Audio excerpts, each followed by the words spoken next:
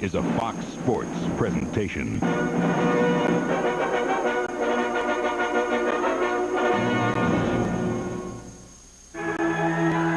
A season of grand memories and magnificent milestones will evolve into a wild postseason frenzy. It's the NHL on Fox. Detroit versus Colorado. Fierce, physical, emotional. Hockey's Armageddon. Today they duke it out in Denver. It's a showdown in Pitttown when the Bruins invade. Boston is cooking with Samsonov leading the surge, while top pen Yager wears the league's scoring crown. In a Texas twister, Chicago blows into Big D. The Hawks' playoff streak has ended. Dallas is one of the league's top guns with sights set on Stanley. The Flyers and the Clares lighten it up with 3 straight 50-goal seasons. Today in Philly, the Rangers come calling. In Los Angeles, the Kings are making their first postseason push since '93. But first, they go duck hunting. Soon we play for keeps, baby, on the one and only Fox NHL Saturday.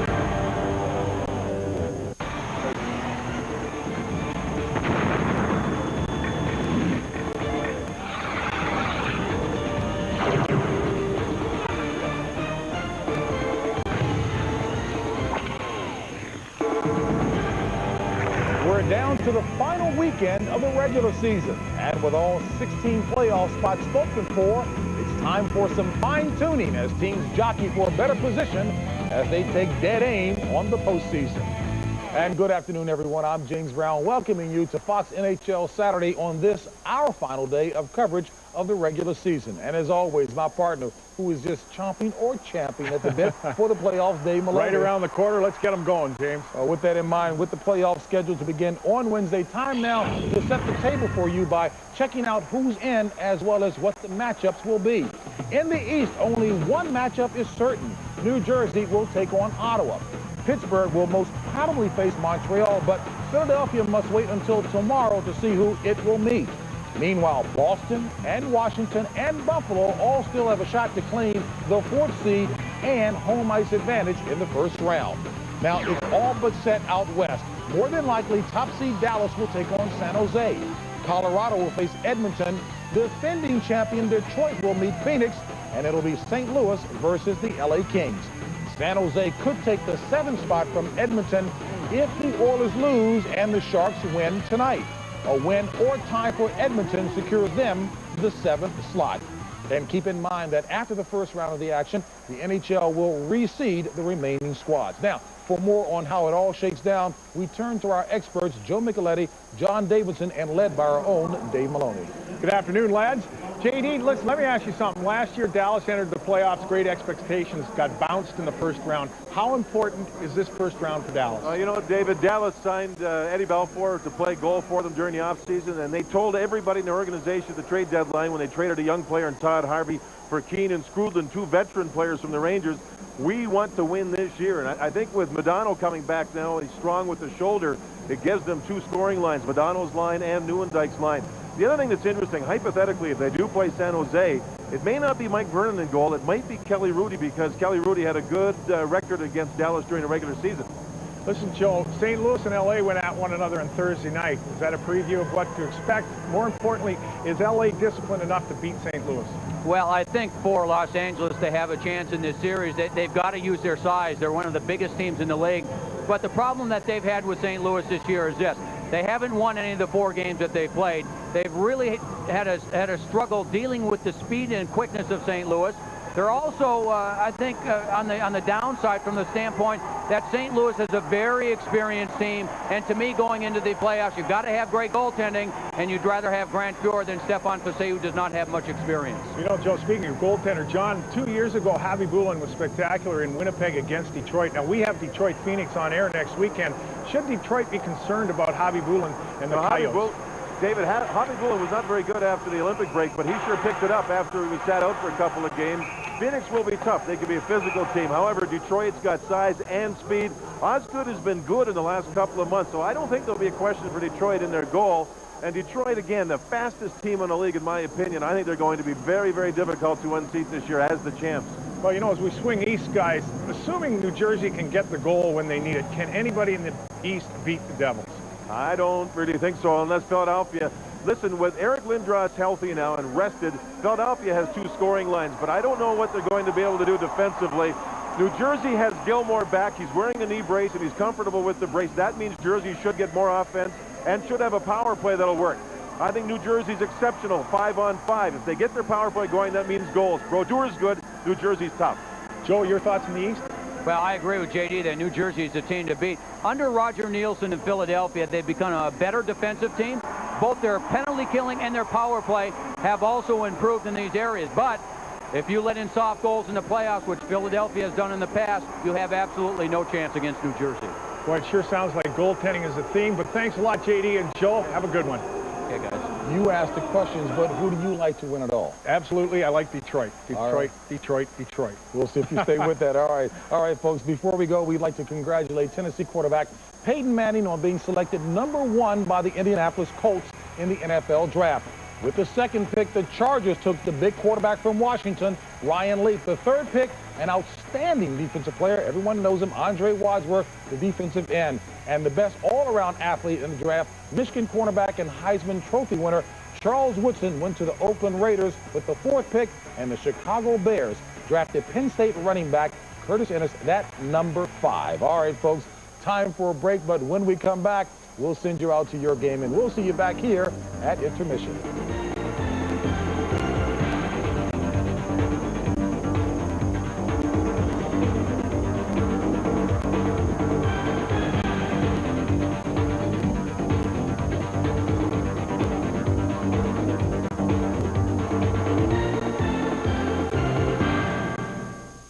Will Damon's romantic dinner backfire? 8/7 Central, Fox Monday.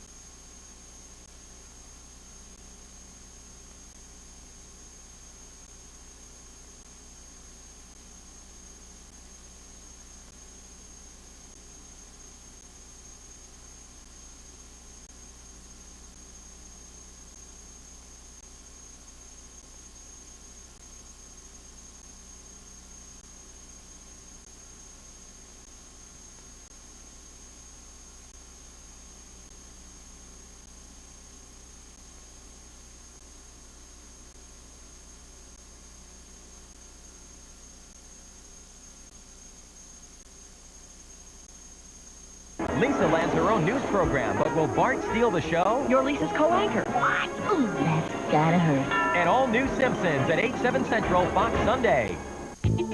Lighter yet stronger. More power from less space. More space from less size. A drag coefficient among the lowest in the world. There's more than a pattern emerging here. It's the world's first use of cyber synthesis, where vehicles are designed, built, and tested in the virtual world so they'll perform better in the real world. The new Durango and the new Intrepid. New vision from the new Dodge. In a perfect world, your cooking would taste more like your mom's. Woohoo! In the real world, Diet Dr. Pepper does taste more like regular Dr. Pepper. It's the taste you've been looking for.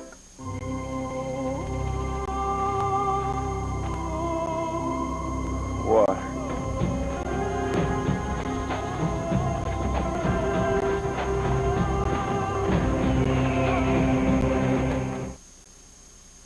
Time now to take you to Denver, where Mike Emmerich and John Davidson are set to call the action between the Avalanche and the Detroit Red Wings.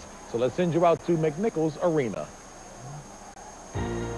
A blanket of snow in the mountains and in downtown Denver, but it isn't going to stifle the heat at sold-out McNichols Arena. The last two feuding Stanley Cup champs, their playoff position set, play one last regular season game. Good afternoon, everyone. Along with John Davidson, I'm Mike Emmerich. This is a mean rivalry. Might be the best rivalry in all of hockey. We don't know what to expect today, but we should tell you, those who know the history, Darren McCarty of Detroit and Claude Lemieux of Colorado are starting for the opening face-off today.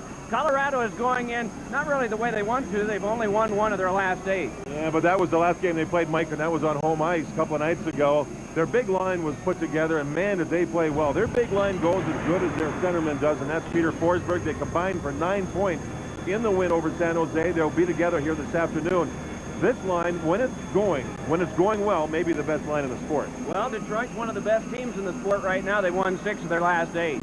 And, you know, we know about their big stars on their team, but it's been more than that this season. They're big, they're fast, and they have grinders who can score. They're third and fourth line players, and we'll see a lot of them today. Brown, Draper, Lapointe, Maltby, McCarty, these are the types of guys you look for that can grind it out, show a lot of speed, play with heart, and get you some goals. The third and fourth lines for Detroit this year have provided a lot of offense for the Wings. Detroit's Kevin Hodgson is unbeaten in 4 months. 4-0-3 since mid-December, his first start in 10 games. For Colorado, Craig Billington, the well-spoken, calm backup to Patrick Waugh, starts for the first time in 6 games.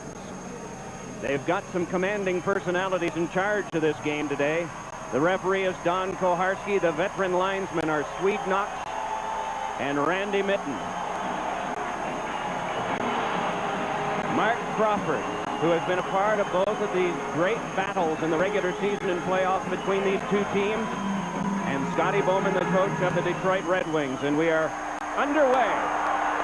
McCarty lined up alongside Valeri Kamensky at the start of this, so he wasn't side by side with Lemieux, though they were out on the ice for the faceoff and an icing touch-up. We point to them because Lemieux really has been the lightning rod for what all has taken place over recent years, more particularly a couple of years between these two teams. His check from behind on Detroit's Chris Draper got Lemieux suspended for 2 games of the finals. Colorado won the cup. And then McCarty and Lemieux and the goalies even fought in a game 10 months later. McCarty won the game in overtime. Detroit eventually went on to win the cup. And there have been more fireworks this season. Yeah, but as you mentioned, Mike, the veteran referee Don Koharski, who will hammer these guys early if they get crazy on the ice, and 2 veteran linesmen, I don't really think they're going to get out of hand. I really don't. McCowan, a shot that is grabbed by Billington and put back into play. Detroit going with 8 defensemen today. They do not have Steve Eisenman in the lineup. He is back home. Brendan Shanahan is not playing today either, nor Igor Larionov, nor Slava Kozlov. The handle by Billington, and it's dumped along near Claude Lemieux. And with the 8 defensemen for Detroit, the big pair is Lidstrom along with Larry Murphy. I think if the plan goes well for Detroit, they'll just use that pair on the special teams, killing some penalties and playing the power play, as Detroit wants to give them as much rest as possible to prepare for the playoffs, as you know have the second icing against Colorado. Scotty's club spent the last couple of days in Colorado Springs where there was 6 or 8 inches of snow. So they couldn't ski and they couldn't play golf, but they rested. They rested a lot. And that was what the idea was for the Red Wings on this last road trip of the regular season. Mark Crawford's just been talking to his players recently about the Stars stepping up. Well, they did in the most recent game. He said puck support is also something they're looking for, Mike. In their own zone, somebody has to make a pass, get somebody near him so it's a short pass, play good defense, and that'll lead to good offense. Huey Krupp not in the lineup for the Colorado Avalanche, the veteran defenseman today. Adam Deadmarsh is not as well. Stefan Yell and Shane Donovan. Puck controlled by Corbet, jammed it out in front, but it's thrown back across by Matthew Dandino, and he retrieves. Dandino for Detroit. The close-off attempt of Tom Fitzgerald mostly failed. That one went off Slava Fetisov's stick. Puck tipped back near Fetisov, and he chopped it on. Joe Sakic sets it up. Fed back across by Jones, and it's Sakic. Rattled it around for Jones behind. Has Reichel and gives to him. Out in front, it ricocheted off the defense and off Hodgson. And is just nubbed right back in again. Jones rammed hard to the board. Played back along, and Martin Lapointe will not be able to get there. Held back by Ozolinsh. And we get a stoppage of play and a penalty coming up. Don Kaharski with the first call of the game. Obstruction hooking against Ozolinsh, and Detroit comes back with a power play. Power plays haven't been very good in this season series. What you're seeing is amazing because this tire is flat. That's right. Moments ago, it was punctured and lost all air pressure. It's the new Goodyear Aqua Steel Run Flat. If it weren't, this is what could have happened. Instead, the new Aqua Steel drives you up to 50 miles at 55 miles per hour to safety. New Aqua Steel. Only from Goodyear. Goodyear, Goodyear. The first obstruction call of the game. Ozolinsh goes for obstruction hooking. Detroit on the power play. Season series, Detroit 1 for 18 on the power play against Colorado. The good offensive teams, too.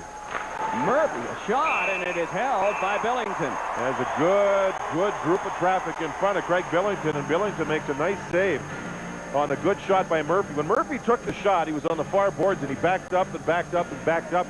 A, to get a better shooting angle, and B, to allow people to get into the front of the net. You can see now, as people try to get in front, there's 3 red jerseys there. How does Billington find the puck? Man, that's some good save by Billington through traffic. No team in the league has scored more goals than Detroit. Though St. Louis is close, they enter the day just one behind. Larry Murphy and Nicholas Lidstrom getting a lot more rest with the appearance of Dmitry Mironov having come in the trade at deadline time. This angled back in, and they'll go back to take it again. Lidstrom played it on to Chris Draper. Draper tried to work it back in. Tom Fitzgerald came by and knocked it loose. Do you expect we'll see a lot of Lidstrom and Murphy today? Just on the specialty teams, Mike, and we've already seen here on the power play, Lidstrom and Murphy come out for the first shift of the game. Scotty Bowman just wants to be smart in this game, get rest while he can for certain players. And because of the injury problems, example, Shanahan's got the back. He's seen a chiropractor trying to get himself healthy for the playoffs. Iserman, I understand he's going to try and skate tomorrow in Detroit, so they're hoping that that'll go well for him. Larionov has skated well for 2 days, but took warm-up here, will not play, obviously, this afternoon. They're getting better and healthier. Holmstrom and Gusarov tied up. Now McCarty in a battle with Adam Foote. Puck spun to the front, and it's snapped out of the air by Billington. Shot from the sideboards by Fedorov, who gets a lot more of his points so far this season on home ice than he has on the road. And Billington looks sharp early. Shots are 4-zip so far in favor of the Red Wings. You know, right here, Fedorov basically had nowhere else to go with the puck, so he threw it towards the front. And you can see Billington with a catching glove save. Billington leaned to his left so he can see the shot, but Holmstrom looking for the rebound. Billington's glove looks sharp early. Have you ever known any active NHL goalies who were so involved in teaching goaltending in the offseason as Billington? I haven't. That's his life, isn't it? He organizes goaltending school. A very good teacher, a very calm guy, and a patient guy. And does that ever help when you're working with younger players? Puck look by Fedorov, has got the high glass. Shot back along by Yari Curry. Taken back at the point by Mironov. Worked back across. Thrown to the front.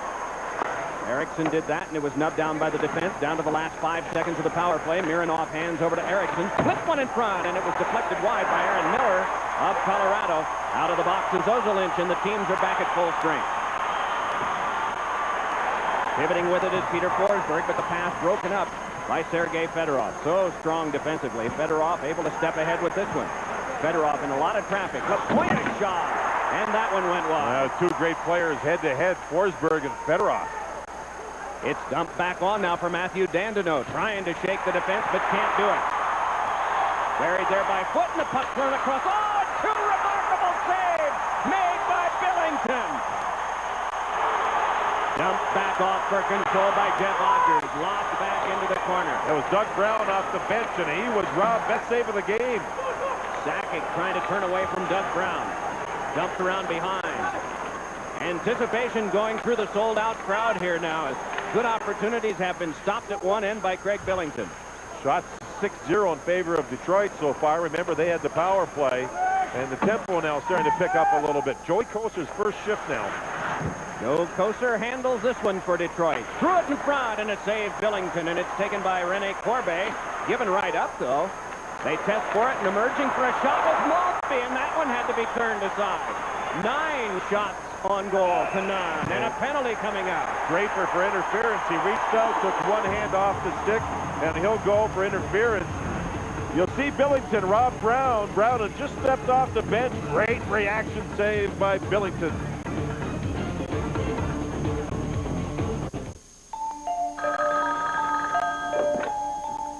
Hello. How's your butt ice? Doobie. I said they're going tonight. It's okay. The police are tracing the call.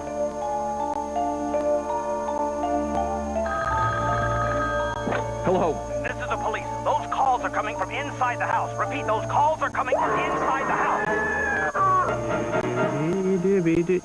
Drink Bud Ice, but beware the penguins. Sir? Sir? People say in the town of Flatwoods, the most exciting thing to do is sit around and watch the paint dry. Especially when it's Behr Premium Plus only from the Home Depot.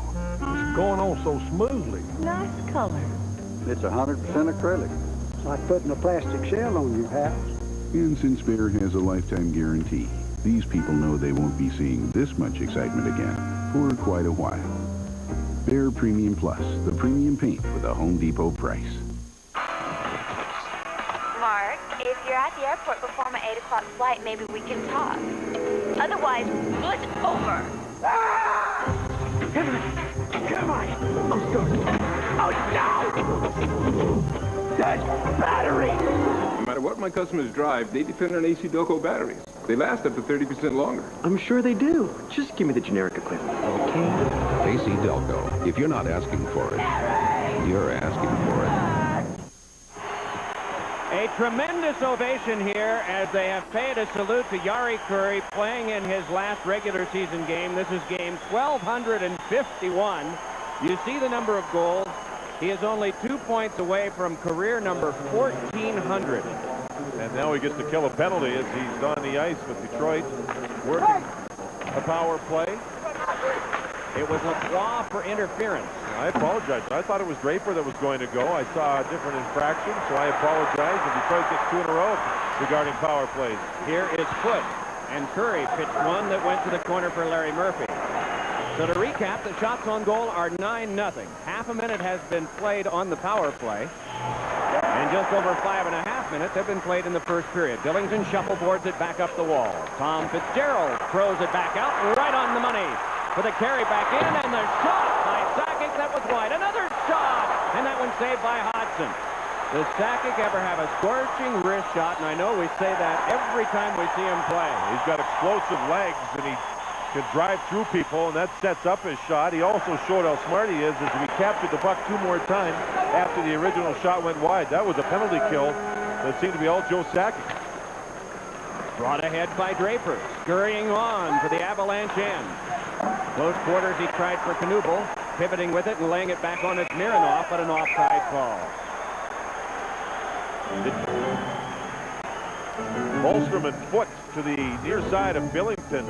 They go at one another, and you're going to see Foote get mad as Holmstrom pushed Foote into the boards. Watch Foote turn around. He's an aggressive defenseman. Now he'll throw Holmstrom towards the boards, and then you'll see Holmstrom's stick come back and a little bit of a jab on Foote.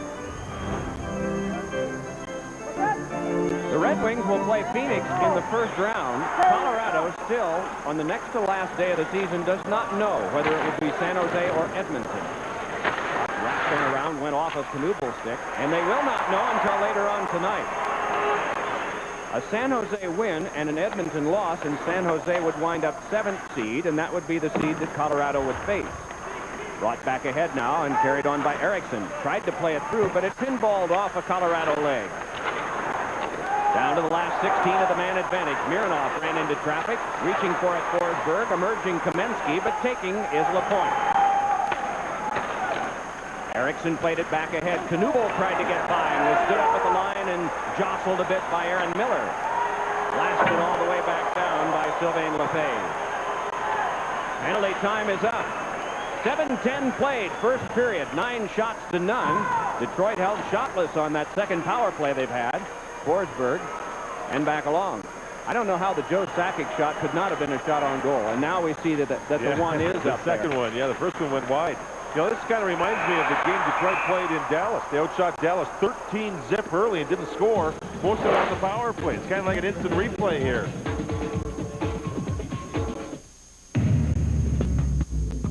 Even though Dodge Ram is the bright red gold standard of pickup trucks, we're always improving things.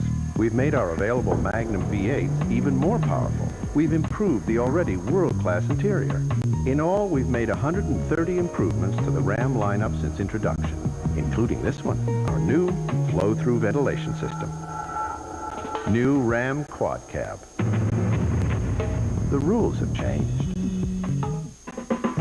Dr. Scholl's next stop, San Antonio Zoo. I want to talk to you about pain. My feet are shot. My knees ache. Lower back. Did you know back and knee pain can be caused by the way you walk? No. The way I walk? If your feet aren't hitting the ground evenly, that can throw everything out of alignment all the way up to your lower back. This is the Dr. Scholl's Dynastep insert. Very futuristic. Its U-shaped design cradles and supports your foot so it hits the ground evenly. Feels real good on these big old feet. Like your foot's cupped in the shoe. I really think these would help my lower back pain. Would you like a Dynastep insert?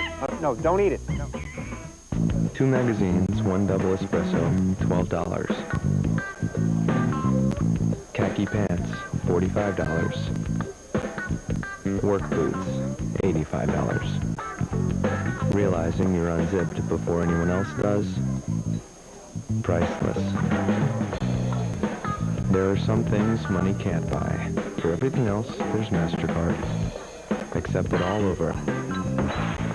Even coffee bars. Playoffs begin this week, a new day and a new time for Fox. 2 p.m. Eastern for most of the games. Detroit and Phoenix next Sunday will be at 3 Eastern because of the 3-hour time difference. John and I held out for that because we wouldn't get to the rink at 11 a.m. in the morning. Got to have enough coffee to get us fueled for that. So they said, well, okay, we'll go at 12. How's that? A little diet soda. Jammed along for Joe Koser. Taken away by Jones. Swept along now for Koser. Or whichever crew winds up being assigned to that game. They'll need their coffee, too, we would assume. It's played on back now for McCowan. Slava Fetisov is the partner of McCowan. And a little extra coming from the stick of Fetisov on Keith Jones. Fetisov stood up on Jones, and Jones planted an elbow into the head of Fetisov. And then Fetisov went back to Jones twice, and that's why he's going to get sent to the penalty box. It'll be a retaliation penalty, and Colorado will go on their first power play. Fetisov will go. It started with Fetisov again, standing up in the neutral zone, and he'll collect the elbow. See that? He stood up in the zone and got the elbow right to the kisser. Now, Fetisov is mad. There's a shot. That's a penalty. Now he's going to get another shot knowing he's going to get the penalty. All that in front of the referee, so Fetisov goes. That's the original call. And Fetisov has gone to the box. And I'll tell you what Fetisov's mad at. Why he's mad at Mike. He's coming off a group, or at least some time, where he was elbowed and took a shoulder right to the jaw, and he was fuzzy for a couple of weeks. Hadn't played very much. And here he takes a shot to the head again, and he's going to get mad. And I think he feels in his own mind it's worth a penalty, even though he gets a double minor here. He's not going to allow players to throw an elbow into his face. He wants to make sure he gets it back. Now, Keith Jones, look at him smiling. He's a classic. He does this a lot. He's done a lot in his career where he'll draw retaliation penalties. Or wait till they get Deadmarsh back, and they get Jones, Deadmarsh, and Sakic going for the second line for Colorado. Boy, that'll be a spunky, gritty line for the Avalanche. Power play time. Jones is about half of Fetisov's age, too. A little over. Here comes Kamensky. Kamensky swinging one, and it went into Hodgson. And it's cleared away from the pinching Ozolin. Now, do you get the sense that Don Koharski's going to call everything and not allow this game to get out of control? He saw Fetisov do 2 things. He gave him 2 penalties. He did not see Jones, obviously. That's why Fetisov got mad. Puck came back to Ozolin. Big drive, and it went off of Hodgson. Another one. And reaching for it, Kamensky, but coming up with it is Rout. Turned it along now for Forsberg. Gets by 1. Forsberg back to the point. Ozolin dealt it back to him. 50 seconds gone, double minor. Ozolin quickly shifts to Forsberg. Ozolin again. Fires, and a diving block made by Aaron Ward. Kamensky. Close quarters from Sakic. Kamensky tried to work it behind for Forsberg. They scrapped for it there. Forsberg back. Ozolin hurries. Kamensky for Lemieux. But he was taken out of the play by Ward. Ward's had a great penalty kill. That play on Lemieux saved a goal, and earlier he blocked a shot. They work on it again. Forsberg's pass kicked behind, hurried along by Sakic. Forsberg there. Nearly a minute and a half of the 4 minutes killed. And it's away from Sakic. Trying to get to it is Draper. And Draper is able to jam it on his backhand back deep. Draper at the end of a long penalty-killing shift. If he had been fresh, he might have had a breakaway with his speed, but he was tired. Halfway through the first period, Lapointe a shot, and that had to be patted down by the shorthanded goaltender, Craig Billington. So the shots are 10-2. Colorado with one already in the first minute and 52 of the 4-minute power play. Pitchfork back in by Lefebvre. First one there is Corbet. Got it around behind, Jones. Check. After it goes McCowan. Popped it high. Crashing in is Corbet. Jones got it back to the point. Lefebvre hands it over to Miller. Drive! Save Hudson. Rebound. Pitched back out again by Mironov. 1:45 to go on the double minor. They have Francois Leroux out on the left wing on the power play now, trying to stir things up at the blue line. He's going to get right in front of the net if this power play sets up. This one hops away from Lefebvre, and after it is Darren McCarty. McCarty lobbed on for Larry Murphy, and it's chipped right near Billington. It's interesting, isn't it? Yeah, Leroux is already throwing a little bit of a cross check to the back of McCarty. Hodgson reached out and tried to knock Leroux on his leg with his goal stick and missed. Worked along by the Red Wings. They couldn't get it by Gusarov. It's dropped back in for Leroux. Swung it behind. Lidstrom able to hand it along. McCarty turns with it there and gets it to neutral ice. They might have a 2-on-1, but it's worked ahead now for Murphy. Peels off and looks. Shovels on to Fedorov. Fedorov tried to dance by the oncoming hit coming from Fitzgerald and succeeded. 45 seconds to go.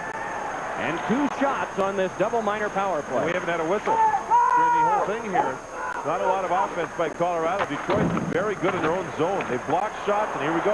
Knuble leaps it ahead. Brown trying to get by. Taken out by Gusarov. And a penalty coming up. You talked about speed, John, and there was speed that had to be canceled out. This Detroit penalty kill here for over a minute, or over 3.5 minutes was exceptional. Not much got through to Hudson, and when it did, it was only from the blue line. You'll see the puck work through the middle, and Gusarov's caught over on the right side, and he's hooking at Brown to slow him down. Knuble jumps in, and they can't get loose as Gusarov had lost position. You can't lose position on a fast Detroit team. And you see here, you see Gusarov. This is called water skiing. He's got a stick into the hip. Brown actually holding the stick there as you see of Gusarov, but the call's made. Gusarov goes for 2. There's 28 seconds remaining on the minors to Fetisov, so we'll have some 4-on-4 action.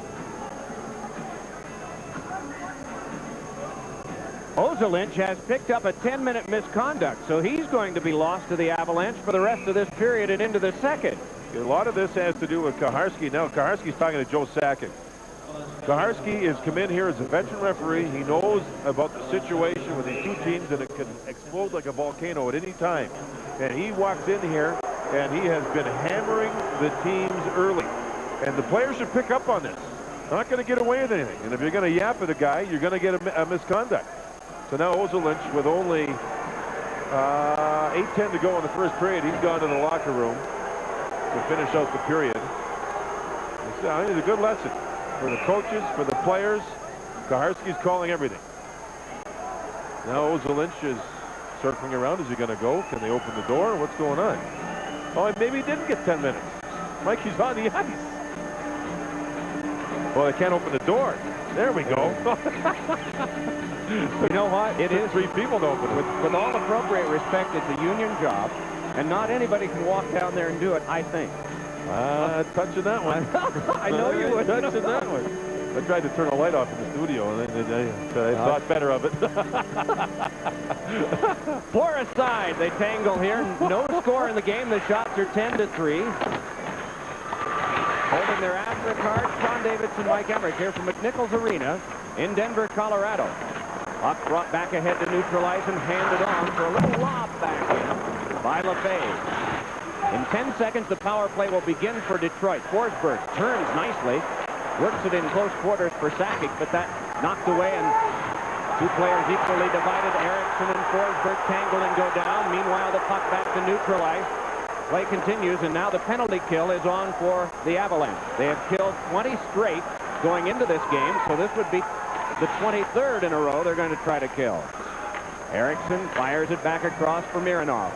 Slava Fetisov is out of the box. Mironov with a wrist shot that went wide. Aaron Miller there just to calmly brush it away. Holmstrom couldn't get it. Curry could and banked it back down the ice. Halfway through that penalty to Gusarov. Down to the last 7:05 here in the first period of the scoreless game. Murphy plays the hard around. Billington tips that one along. Jostling Fitzgerald and LaPointe. It came around behind. Joe Coulter there yanked it along for LaPointe. At the front, it's Draper. They tried to work to the back, but that is intercepted and cleared by Fitzgerald. 35 left on the power play. Larry Murphy starting it back ahead. The next playoff will be the 15th in a row for Larry Murphy. No one in the league has played in that many consecutively. Forsberg kicking it along. Tangled for a moment. Holmstrom after it, but it's taken by the Avalanche and steered on to Valerie Kamensky. Moving ahead with Foote. Foote in early, so Kamensky just chews up some more time. 10 seconds to go. Holmstrom got it over to Fedorov. Moving in and firing and getting a piece of it with Billington. I think that was off the handle above his blocker. When the goalie stops it with his handle, you're lucky.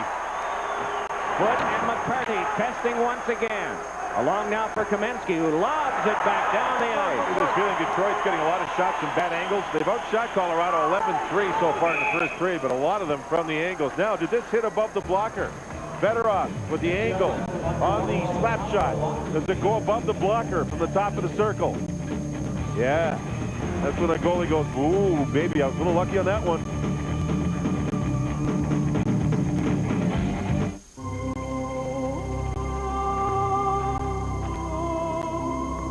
What?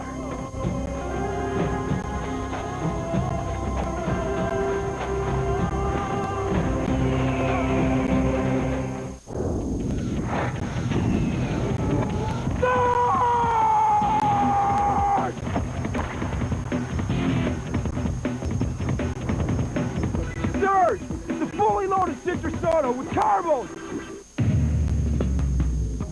A lot of industry experts told us that the passenger side was the best place to add a third door. We got still more advice insisting that the driver's side was the only logical choice. But as you can see, we let it all go right in one ear and out the other.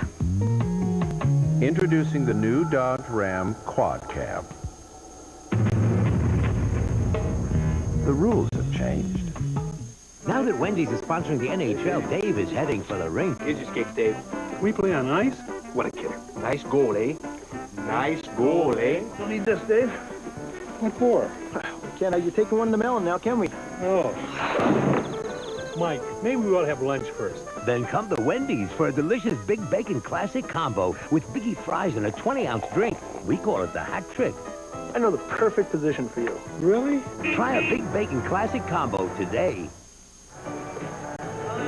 No score, 5:57 to go, first period, and some discussion down below while we were away. Quite a conference with Don Kaharski at the penalty box. Now he's over talking to Mark Crawford. From what we understand, Fetisov was in for the double minor. And we understand that the off-ice official and Fetisov didn't realize that his double minor had expired. He sat in the box for 10 extra seconds before he left the box. So the discussion was on, and now they're getting ready for more action. Fetisov the shot, and it was turned right in on Billington for the save. Slava Fetisov will become the 5th player in Red Wing history to play for the team at age 40.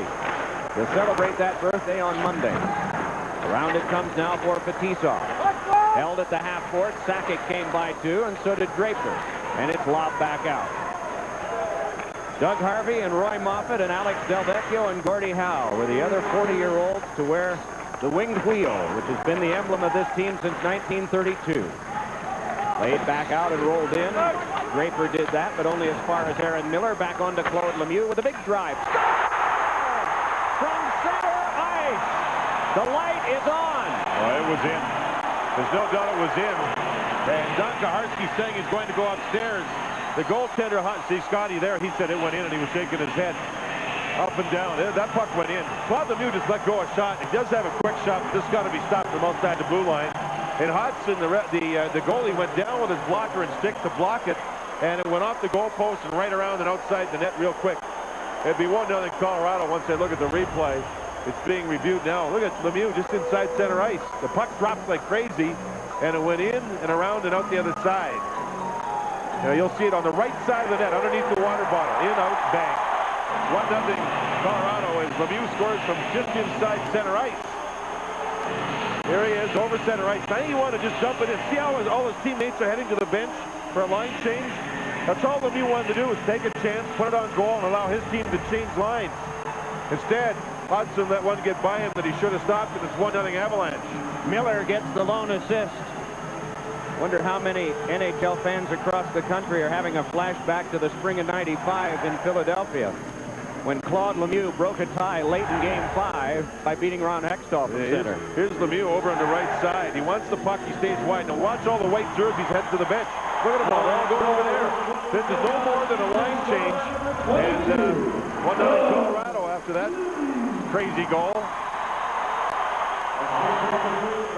They do happen. Jacques Lemaire in the '71 finals for Montreal. Similar play, just blasted one in. Tony Esposito was the goalkeeper. He did one in '79 too from outside the blue line in Montreal. Oh, I'm sorry to bring that up. Yeah, well, it's true, he did. And the backup goalie was playing that game, not my partner. Wrong. Oh, it was a bad one. McCarty a shot, and that got the glass. McCarty again, and it went wide. So the Avalanche ahead 1-0 on Lemieux's 25th from Aaron Miller. There's no doubt that Lemieux's shot, the puck dropped like crazy, but still it's one that's responsible for the goaltender. The puck it was about 2 feet in the air, I would think. By the time it got to the goaltender, it was down on the ice surface. And Hudson followed the puck down, but flat out missed it.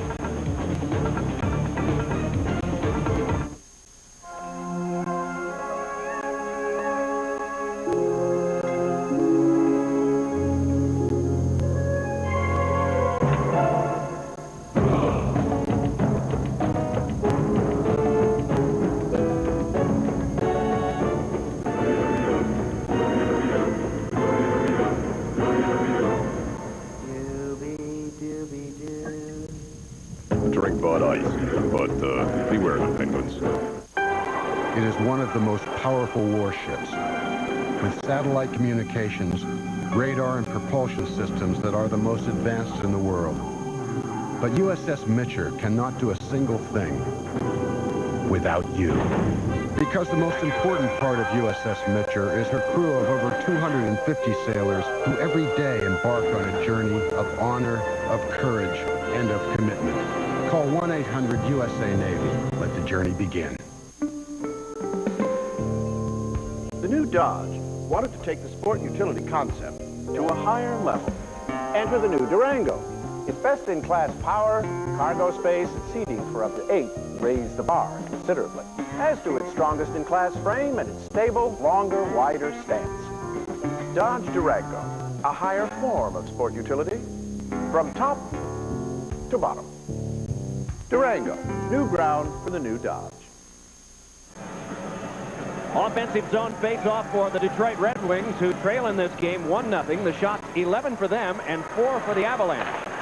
Lidstrom shot, ricocheted across, taken and worked back out again by Warren Reichel. Drops it in deep. After this one now comes Jeff Odgers. Reichel with the hit on the point. This is predictable. These two guys are the wingers for Joe Sakic right now. Joe feels well protected. He should. Lifted along by Lidstrom. Ricocheted back for the take by Larry Murphy. Larry Murphy and Lidstrom getting a shift here at even strength. Scotty said that he thought they would probably play most of their ice time on the special teams. Tried to get a pass through to Reichel, but it's taken back by Fedorov with Knuble. Beats it on for Maltby, and it went wide off a defenseman's stick.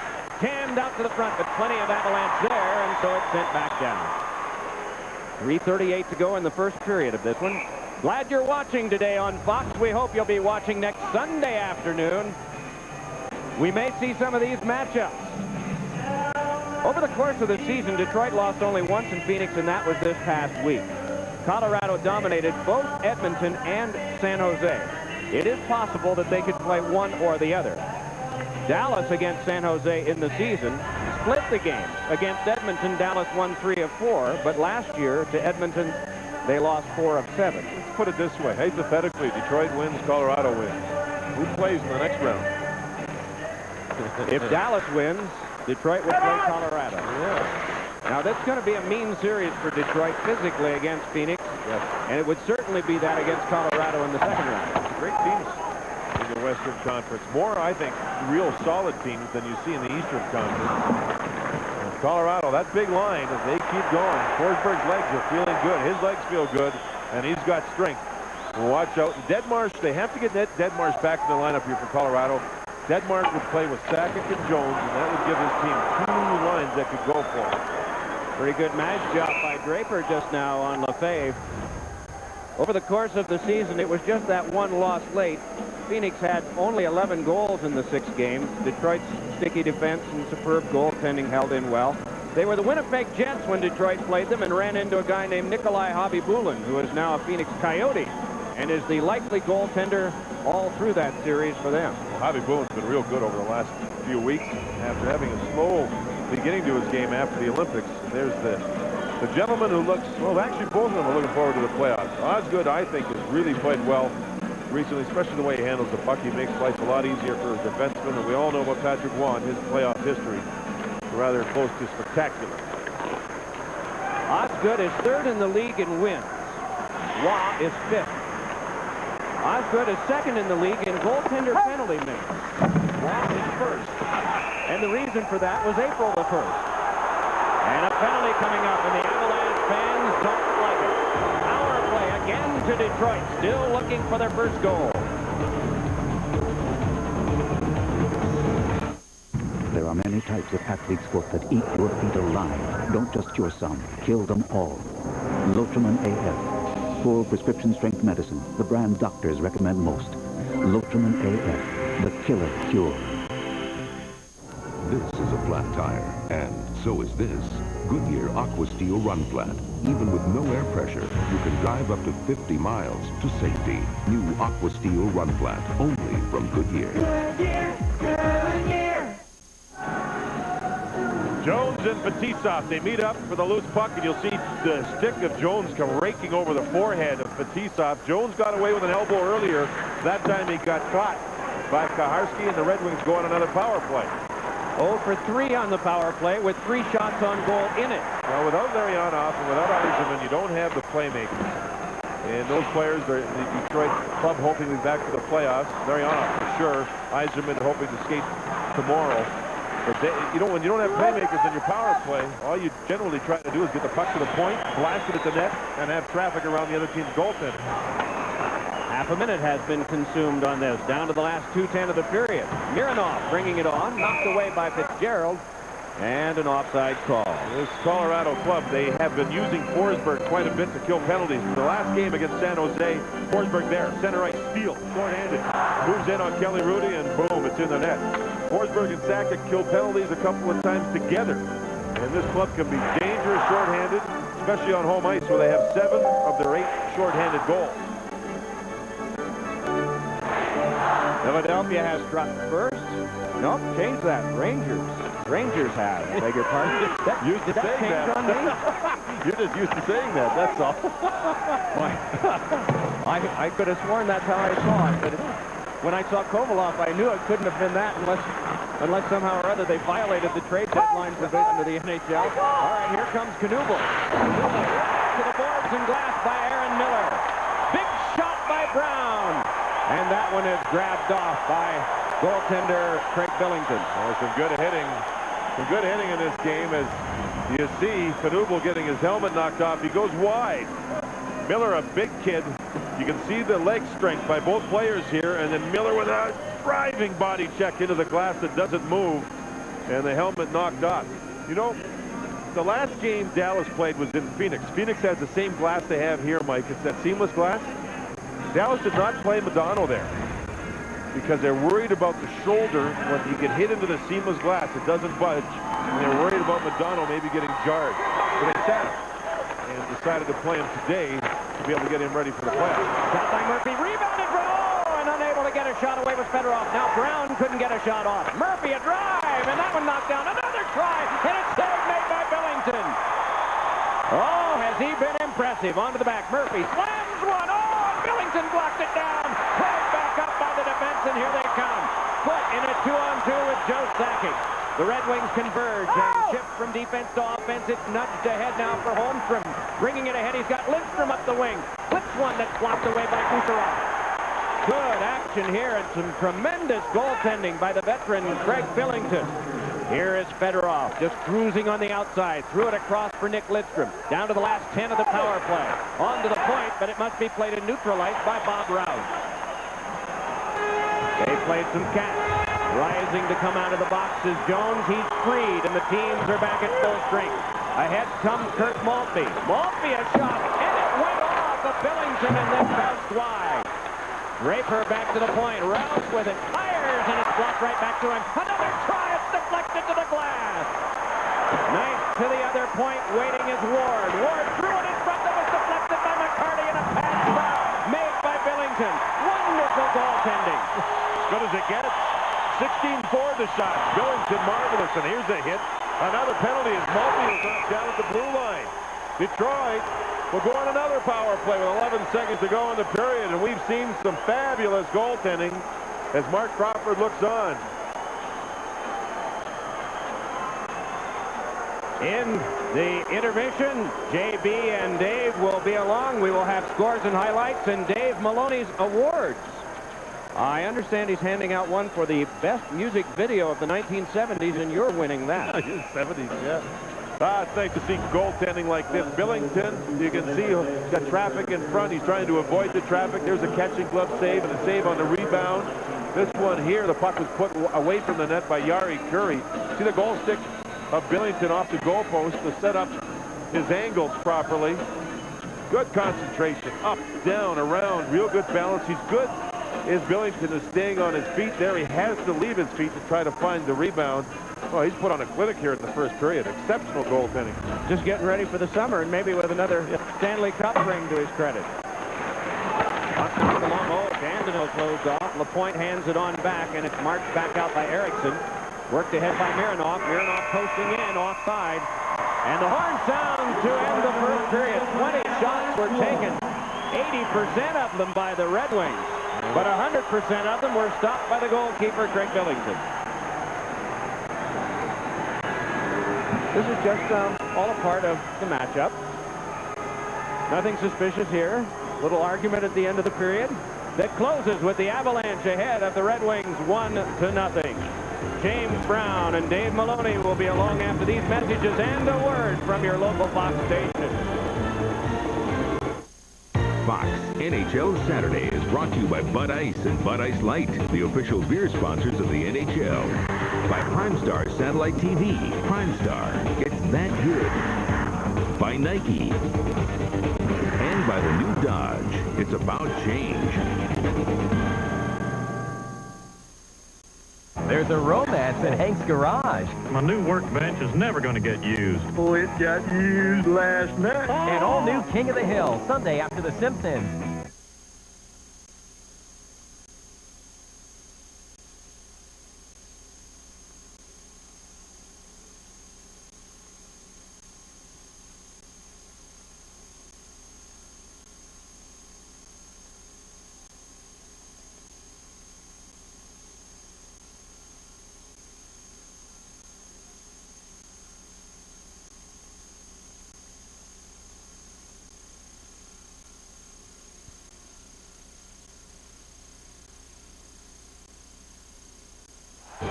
Back here at the Fox Network Center along with Dave Maloney, I'm James Brown. The battle in Southern California and the hottest battle in the NHL. Southern California battle shows the Mighty Ducks up by 2. Let's go to McNichols. That's Claude Lemieux. Osgood and Waugh not in the lineup. Some battlers from April 1st brawl in Hockey Town. But in the meantime, Lemieux is going to throw a slider right by Hodgson right there from the neutral zone. 1-0 Avalanche. Detroit has dominated play, though, in the first period. As we move to Dallas, how happy are they to see him back? Very happy. 17 games Modano missed with a bad shoulder. He's going to set up a power play goal spot. Shadowed as Langenbrunner. He'll come off the wall, off the backhand. Assisted from Modano. That's Langenbrunner. Up one is the Dallas Stars. Stars still on the hunt for the President's Trophy for the league's best record. Wayne Gretzky's going to throw a Michael Jordan-like alley-oop pass over to Alex Kovalev coming down the right wall. He'll scamper by Terrari. Boy, you got to turn on him, JB. In the meantime, he gets his own rebound, knocks it by the flailing Ron Hextall. The Flyers get robbed here because the replay that we see, evidently, they didn't see. That goal is in. Should have been 1-0, or should have been 1-1 at the time the Rangers would score again. They're up by 2. Any hidden meaning in that description, flailing, David? May very well be their playoff chances. In Pittsburgh, the Bruins are trailing. Bruins control their own destiny for the 4th spot in the East. And home ice, not capitalizing right now. Capitals, though, understand that. They're still in the hunt. They now tied it with the Carolina Hurricanes at 3. When we come back, we've got the Oscars, we've got the Emmys, but most importantly, the Maloneys when we come back.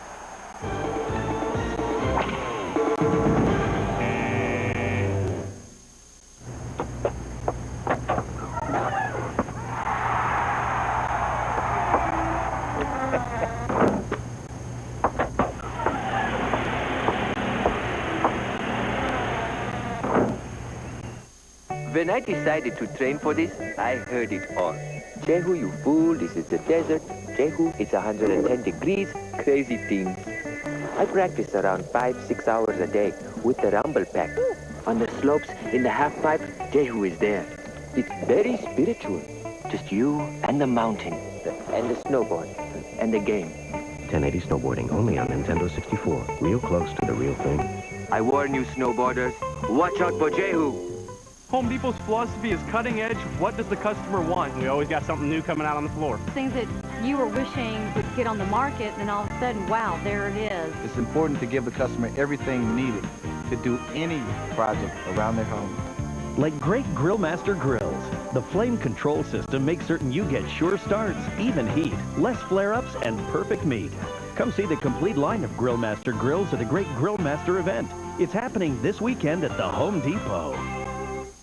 Never felt like this until I kissed, till I kissed, till I kissed, till I kissed.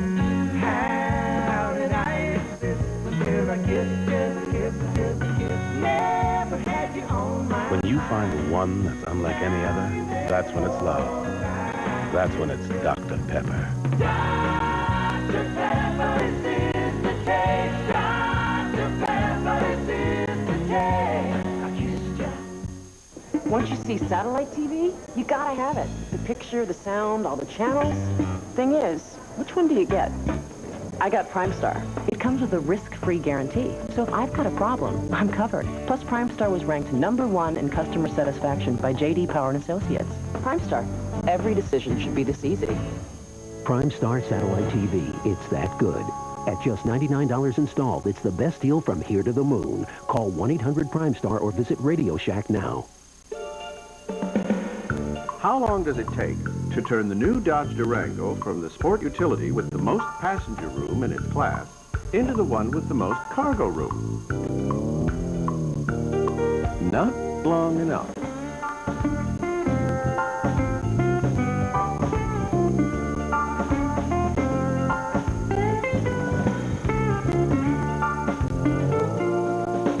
Durango, new ground for the new Dodge.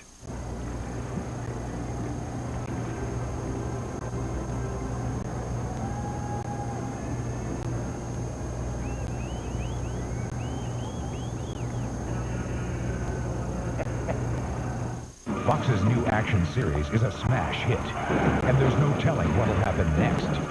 Shots fired! On all new World's Wildest Police Videos, Fox Thursday. The battle to improve playoff position continues tonight as the Sabres meet the Canadiens. Airtime is 7:30 Eastern, 4:30 Pacific on ESPN's National Hockey Night. And next Sunday, we begin playoff coverage right here on Fox. The Red Wings take on the Coyotes at 3 Eastern, noon Pacific, plus other regional action beginning at 2 o'clock Eastern.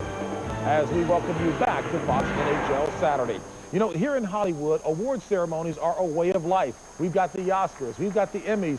Most importantly today, we have the Maloneys. Wow, the Maloneys. Oh, my goodness. JB, as in all sports, the NHL honors its best with postseason awards. Here are my choices for the Players of the Year. Let's begin with the Norris Trophy for Best Defenseman. The runners-up, Scott Stevens of the Devils, who's missed only 9 games in 6 seasons, and Rob Blake of Los Angeles. Blake leads all defensemen in goals with 23, but my pick for the Norris, Nicholas Lidstrom of Detroit.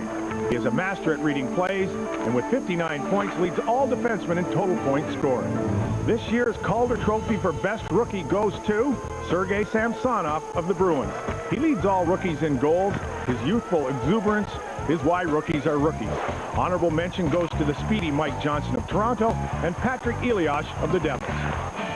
The Hart Trophy for the league's MVP is a tough choice. Teemu Selanne has scored a league-high 52 goals despite playing without teammate Paul Kariya most of the year. Jaromir Jagr was asked to adapt to Kevin Constantine's defensive system and yet still scored a league-high 100 points. My pick for the Hart, the Dominator. He's Buffalo's go-to guy, and he's between the pipes. He won the Hart last year, and when he wins it again, he will become the first goalie to win the award in consecutive seasons. The Vezina Award for Best Goalie also goes to Hasek. How good's he been? Well, Hasek's first in save percentage and leads the league with 13 shutouts. Runners-up, Martin Brodeur with a goals against average of less than 2 for the second straight season, and Tom Barrasso, whose save percentage was second only to Hasek. Coach of the Year and winner of the Jack Adams Award will go to Pat Burns. Maloney! It's Maloney, Roger. Burns has been patient and a great leader to a young, inexperienced team. The Bruins are in postseason play this year after missing the playoffs last year for the first time in 30 seasons. Runners-up, Larry Robinson, who has done a terrific job getting the Kings into the playoffs after a 5-year absence, and Kevin Constantine, whose Penguins without Mario finished atop the Northeast. Finally, you can forget any runners-up in this one. The Lady Byng Trophy for sportsmanship and excellence goes to the great one, Wayne Gretzky. He continues to be the league's classiest performer. With a career 1,851 assists, Gretzky has more helpers than the next guy has total points. This doesn't include his 1,007 career goals. What a player, the great one. We polled GMs around the league for their picks. For MVP, they chose Dominik Hasek and Jaromir Jagr. For Vezina, it was Hasek hands down. And surprisingly, Chris Pronger was their choice as this year's Norris Trophy winner. That's why they're GMs. That's why I'm here with you. We know you're just being politically correct. It was the GMs who checked with you. All right, folks, and Fox NHL Saturday continues after this.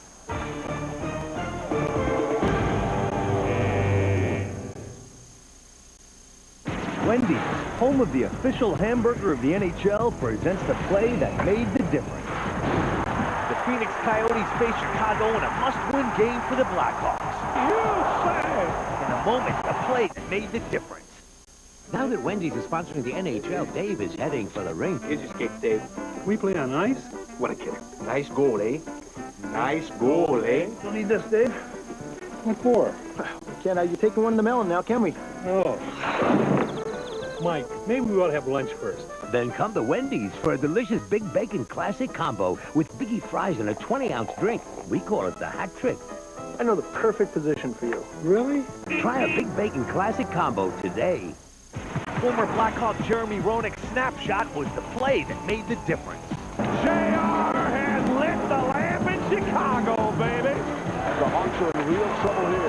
Well, how do you think JR feels? Is that the greatest film in the world? The net is your engine. The puck is friction. And we're the guy with the mask and big pads. Introducing 3 new high-tech synthetic oils from Quaker State. Specially formulated for the vehicle you drive and the way you drive it. For superior engine protection. Quaker State, official protector of the NHL. And now at Kmart, get cool NHL stuff when you buy Quaker State. See the Quaker State NHL Cool Collectibles catalog for details. Oh, it's really coming down out there. Cats and dogs. It hasn't rained this hard since last time I had to paint the garage. Man can't work in the rain. Pity us. Is that what you're going to do all day? Honey, I can't hear you. The rain's too loud. The weatherman said it was supposed to be nice today. For the great taste that won't fill you up and never lets you down, make it a Bud Light.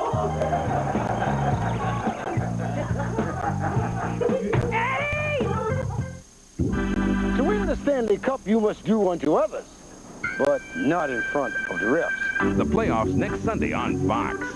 Hallelujah! Breakaway showtime. Log on for the coolest game on earth. NHL.com puts you center ice with cool features, the latest stats, and hottest video clips. Listen to live radio broadcasts of virtually every NHL game free. It doesn't get any better than this, baby! Get cool gear from the NHL store, chat with NHL superstars, or get Cub crazy. 24 hours a day from anywhere in the world. Speak the web and score with NHL.com.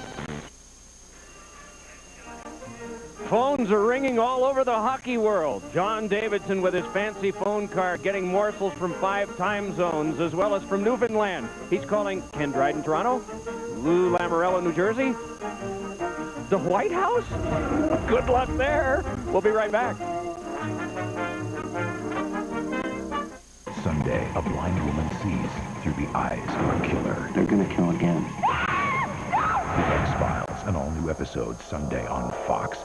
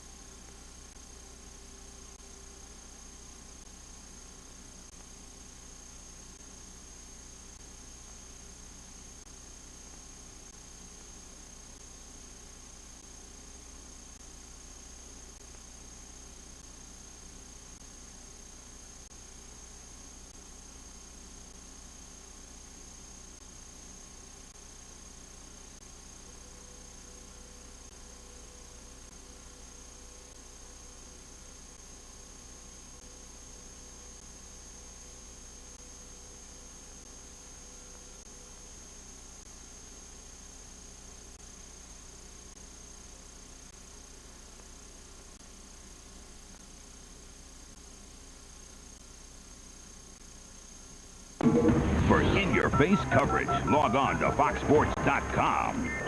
Fox NHL Saturday is brought to you by Wendy's, the official hamburger of the NHL. By the new Dodge, it's about change. By Dr. Pepper at your local Dr. Pepper bottler. Dr. Pepper, this is the taste. And by MasterCard. MasterCard, the official card of the NHL.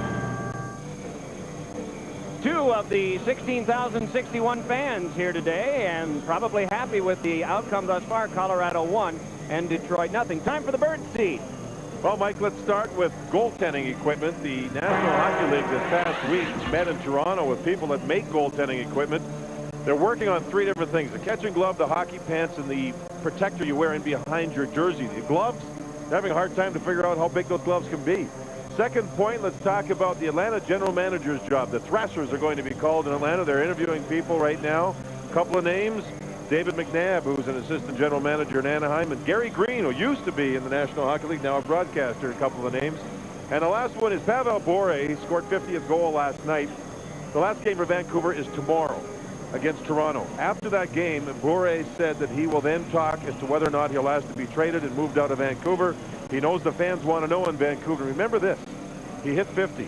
He has to be the average of the top 3 players, at least in his salary structure. He's hoping that Detroit gets to the conference finals because Fedorov will hit the lottery and be one of those top guys. Bure will be around $10 million next year. So he can stand on the sidelines, watch the playoffs, and applaud for Detroit. Shots on goal, 16-4, Detroit in the first period. Scoring chances were 10-3. The face-off dominance 14-6, and we are underway in the second period of our game. 1:45 left on the minor penalty to Sylvain Lefebvre, so the Red Wings start out with the power play advantage. On with it now comes Sergei Fedorov. Fedorov shuffled one over that he nearly took himself, but it's Holmstrom. Tried to number one through Gusarov. battles, and Holmstrom is able to take it away. Yanked it along now for Fedorov. Chipped it around behind. Doug Brown there. Good protection of the puck, then played it on back for Fedorov. Brown for Brown. Holmstrom trying to shake free at the front. It comes to the back. Works back across to Fedorov, into Larry Murphy. Crisply across now to Lidstrom. Wristed one, and it's deflected wide. Get back to the point again. Larry Murphy waits and fires, and that's a save made by Billington. And Yari Curry plays it back down. Foots and Holmstrom got slapping at one another all the way to the bench. This game is heating up a little bit. A lot of power play time so far. Just under a minute now to go on the Detroit power play. Oh, Draper nearly sneaked through on that pass. Coming up with it now is Murphy. Got it back across. Big shot by Draper, and it went wide. On around for the chip back out by Tom Fitzgerald. We've talked about what a splendid job Detroit has done in getting number 15 Mironov, as well as number 34 Jamie McCowan at the trade deadline. Boy, I think Colorado did something pretty good too by getting Tom Fitzgerald, who is splendid in roles just like this number 14. Back to the point, it's Mironov shooting one that's deflected, chipped at by Miller, and he's able to get as far as Mironov, who jabbed it right back. McCarty, and his pass was blocked down by Clem. Oh, John Clem makes the play there. Miller made a nice play, then lost the puck. Trapped 3 penalty killers up to 4. The only one back was John Clem. Oh, what a play he made blocking the pass that was going across in front of his goal. Penalty time is up. Teams back at full strength. On that power play, there were about 1 minute and 40 seconds of attack time, but only one shot on goal registered. Angled back in, and Mike Knuble goes to get it. Knuble striding after it for Detroit, carried off by Foot. Maltby tried to shake it along, but it's taken by Kamensky. Rolled it to Miller, and Miller can connect back out, but off just that quickly Forsberg. Follow-up comes again from Forsberg, turned it on back, and it's Ward giving it on to Knuble.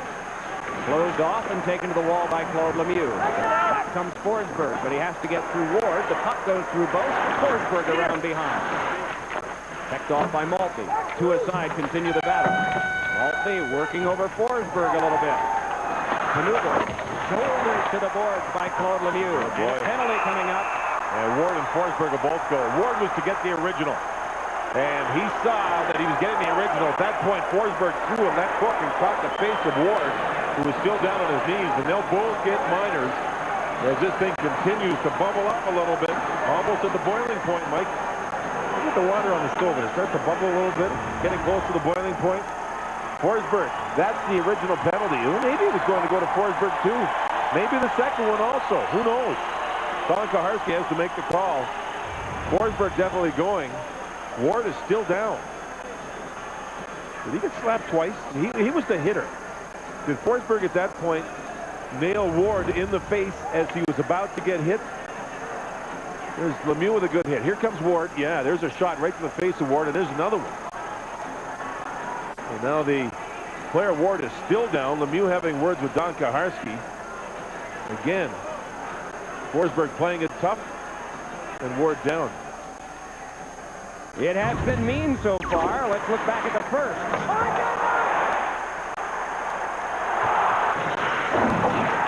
Good hard hitting there. The fade getting nailed by Draper. There's a hit from behind.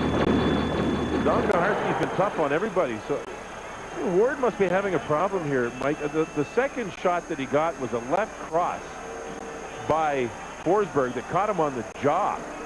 And I'm wondering if that got him a little bit wobbly. Yeah, he's standing up there. He doesn't look too steady, does he? No.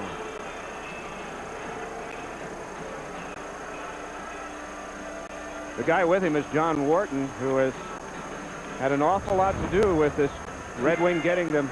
Just watch Forsberg on the left, 21 white. He's about to get hit. Up comes his arm, boom, right in the jaw. And here comes the left cross. Another one. And now Ward took the double whammy, and he went down to the ice. Ward, he just doesn't seem to be able to skate. He's going to the locker room. Yeah, he's dazed. Even with the glove on like that, 2 shots to the face, and Ward is dazed. He's gone. Forsberg's in the box. There's nothing up on the scoreboard yet regarding penalty minutes, and the door is still open over at the Detroit side of the penalty box. Forsberg gets 2 minutes. Ward gets 2 minutes. So Kaharski was going to give the original to Ward. even though Forsberg got his arm up to protect himself, and that went into the face of Ward. And then at that point, Forsberg came back with the left hand, and Don Kaharski gives each player 2 minutes, and Detroit loses the defenseman. Roughing to both at 2:49. I was mentioning John Wharton has had a lot to do with that Red Wing named Ward this year. Fractured foot caused him to miss 19 games in December and January. He's had some little nagging things going on, but he plays it physically on a team that really needs that physical presence and has since the limousine injury to Vladimir Konstantinov. Well, we saw how good Ward was in the first period, Mike, with the penalty killing for Detroit. Well, here we go, 4-on-4. Sakic on the ice. A great deal of speed right there. He has Lemieux alongside, foot to work in back, along with Miller, and a lob that is just beyond the reach of Fedorov. Boy, a little extra in that one, but that's what you expect in this. That's Adam Foote. He's always giving you a little extra. That's his game. Fedorov a shot, and he missed the long side. Thrown along, but past Fedorov. Gus Brown moved to it right there. Brown circling, looking over the traffic. Brown shot one that went wide. Chopped at, but missed by Fedorov. Played by Lemieux, just away from Sakic. So Larry Murphy gives back over to Nicholas Lidstrom. Those guys have seen a lot of action today because of the power play, and now a situation where both teams are a man short. Icing is called, and the faceoff will be back near Hodgson, whom we haven't mentioned a lot today. Got your Bud Light, you can't hit my friend. Let's go. I'm thirsty.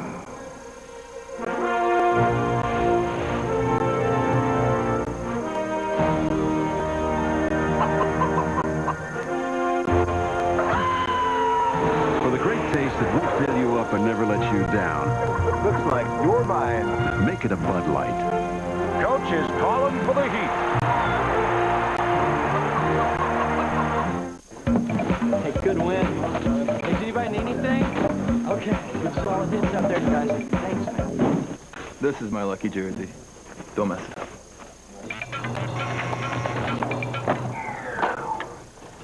Oh, no. Oh, pink. The colors aren't pink. Oh, no. Hey, Bob. Have you seen my lucky sock?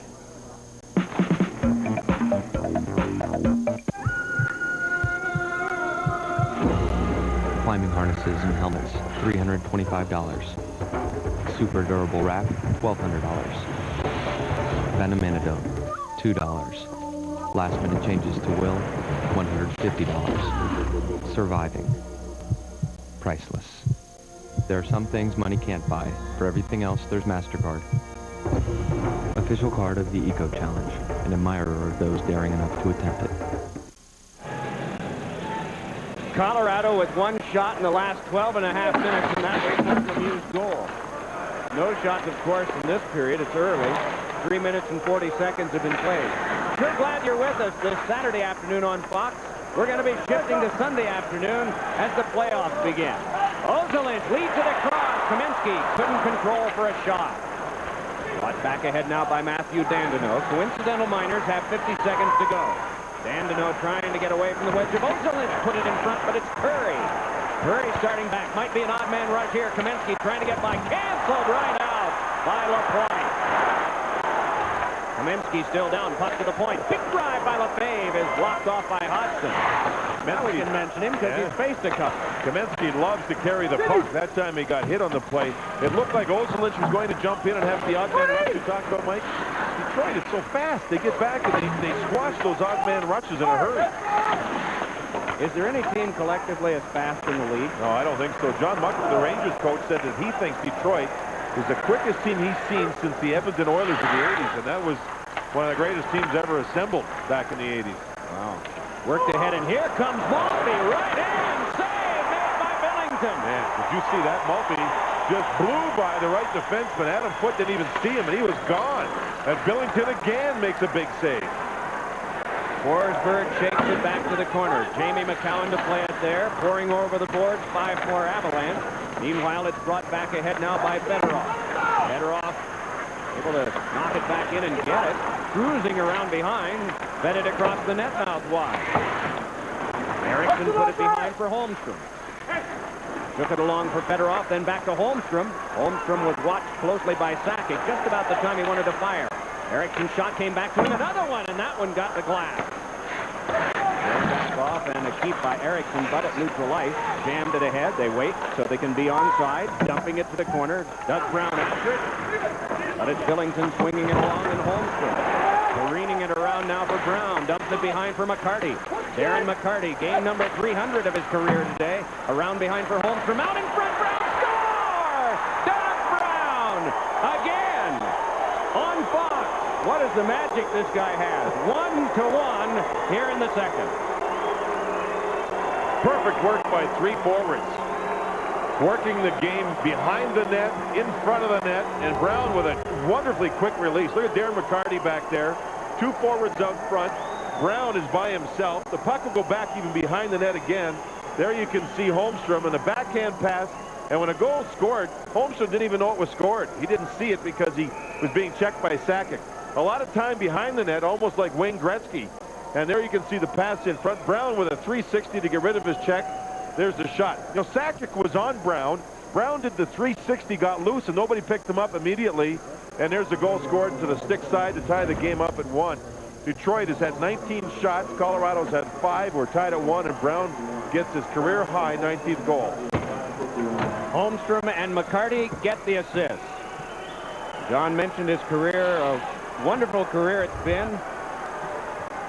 Goes back to years in New Jersey as well as Pittsburgh. Part of Stanley Cup championship teams in both Pittsburgh and Detroit. Puck dropped in deep, going to get it. Joe Kocur. 1-1 off of Billington, and Billington has to hang on to get a stoppage of play. Set play by the Red Wings off the draw, Mike. Kocur, that would have been icing, but Kocur knew the puck was going to be dropped into the corner to the left of Billington, and he beat all the Avalanche to the puck. See the face-off?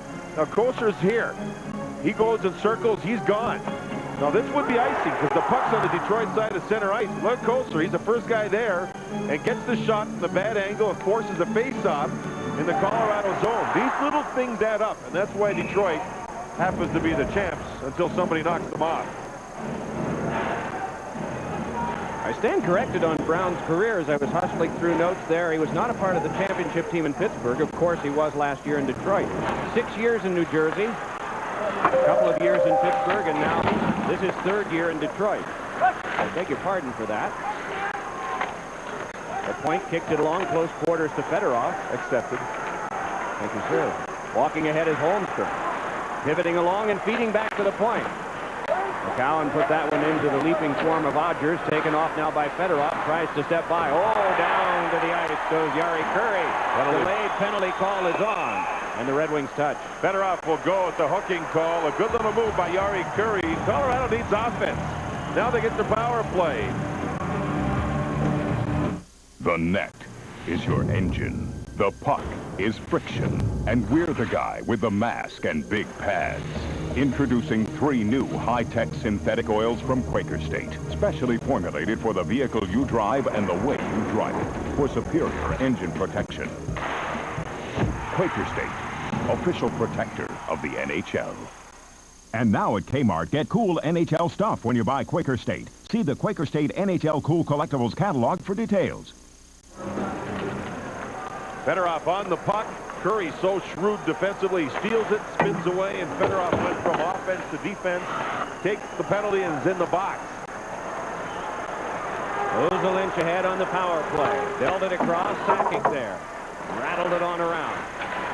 Forsberg crunched off by Brown. Puck knocked down by Avalanche. Hustling ahead now is McCarty. McCarty defended off by Sakic and threw it wide. Good play by Sakic. Avalanche and Sakic great on the point on the blue line, but they do give up shorthanded chances. Sakic in a game like this, Mike, working to get his conditioning back. And that was a hustling play he made to come back on McCarty. Here's Forsberg. Bought some time to Sakic to Avalanche. Avalanche dealt it on in deep, and Don Koharski in the way of some of that traffic generated by Kamensky. And Kamensky right back out to neutral ice. Has to worm his way around, and there wasn't much room because of Maltby, but a penalty coming up.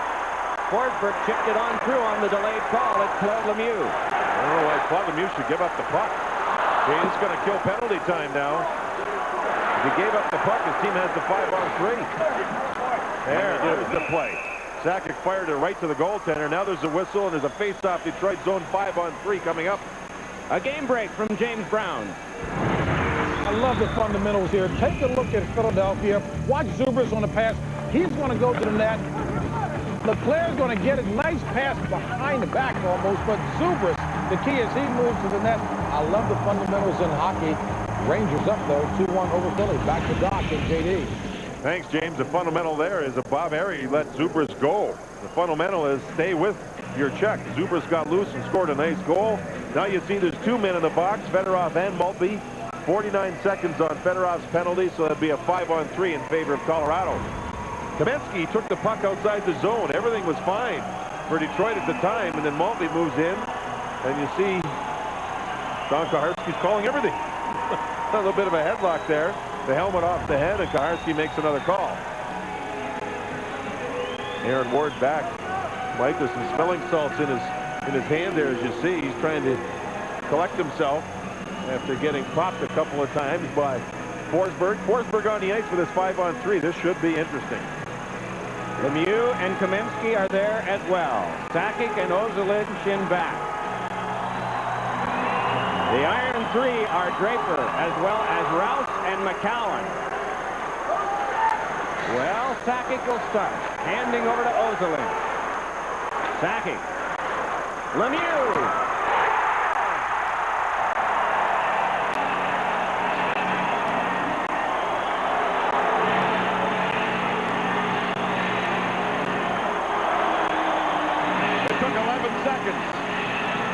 Colorado controlled the face-off. They set up the play they wanted. And within 11 seconds, got the goal. Now there's Lemieux. He has to find shooting and open space. He faced the passer, took the shot. And, you know, the shot goes back against the grain. Sakic with a nice pass. Hodgson, following the flight of the pass, was moving to his right. The shot went back the other way, and Hodgson couldn't catch up to it. Lemieux's reaction as he gets his second goal in the game. And the Avalanche regain the lead on the power play and stay on the power play. A minute 45, 5-on-4 to go now.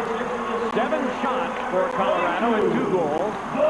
19 shots on Craig Billington for Detroit. And just the one by Doug Brown has gotten in. Kamensky is sent to the boards by Rouse.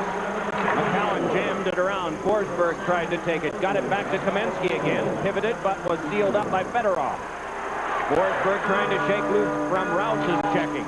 Still trying. Fed one to the front. Thrown across the net mouth wide. Lemieux. A minute 10 to go on the power play. Claude Lemieux up with it. Fed it around behind. Deliberately, it's Forsberg hoping to shake loose his boy. 2 Detroit defensemen named Rouse and McCowan were all over him. Forced it to be coughed up, but Sakic rescues it at the point.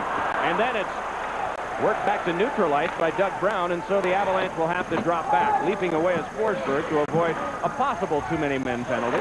And McCowan blasted back down wide. Forsberg does not get the assist on the last goal. He's in quite a race with Wayne Gretzky for the assist leadership of the National Hockey League for this season. Offside is called. Forsberg, Yager, and Gretzky all started the day with 66 assists apiece. Well, next Sunday, out in Phoenix, they will be starting at 3 o'clock Eastern. The rest of the games you'll see on Fox will be at 2 Eastern time. The excitement of the Stanley Cup playoffs coming to you again this year on Fox. 34 seconds still to go on the Maltby minor. Boy, it's been hard-hitting and competitive. We really didn't know what to expect today with the history these two teams have for just out-and-out belligerence and fighting and everything else. There hasn't been much of that. There's been some pawing and some rough stuff. And Don Kaharski's called everything, or almost everything. Just about. And I think one of the things that'll be heartening to fans and particularly to players is if the tight calls continue when we get into the playoffs. This one skipped back away from Erickson. Erickson chips it back around, taken by Corbet. Corbet fed it to the point. Penalty time is up. Gusarov moving in. Gusarov threw one off a stick at the side of the net. What jousted off was Eric Lacroix. It is Jones for Lacroix. Off though. Good work done by Mironov. Right back into Jones again. Hacked back down by McCowan. And there'll be an icing touch-up. That's made by Gusarov, and it stops the clock with 9:46 to go. Second period, 2-1, Colorado.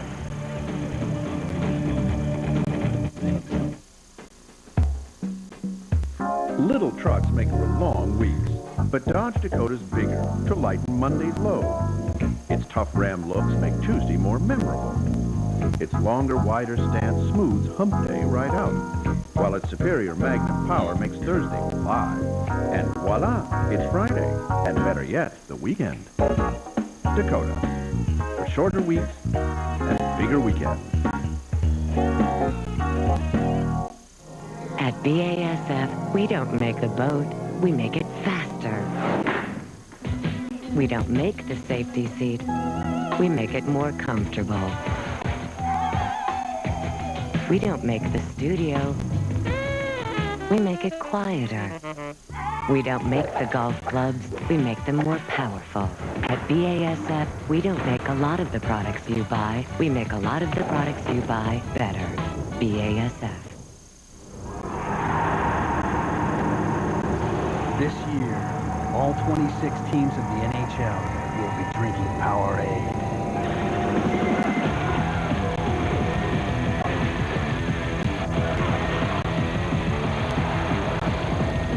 But only one will drink from this cup.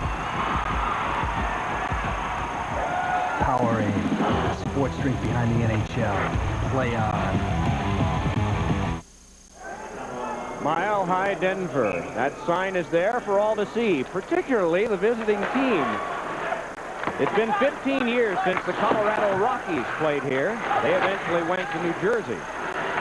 What was it like playing here against them, John? You know, I actually even played here for the old Denver Spurs. In an old arena that's still here down in the Stockyard area, Mike.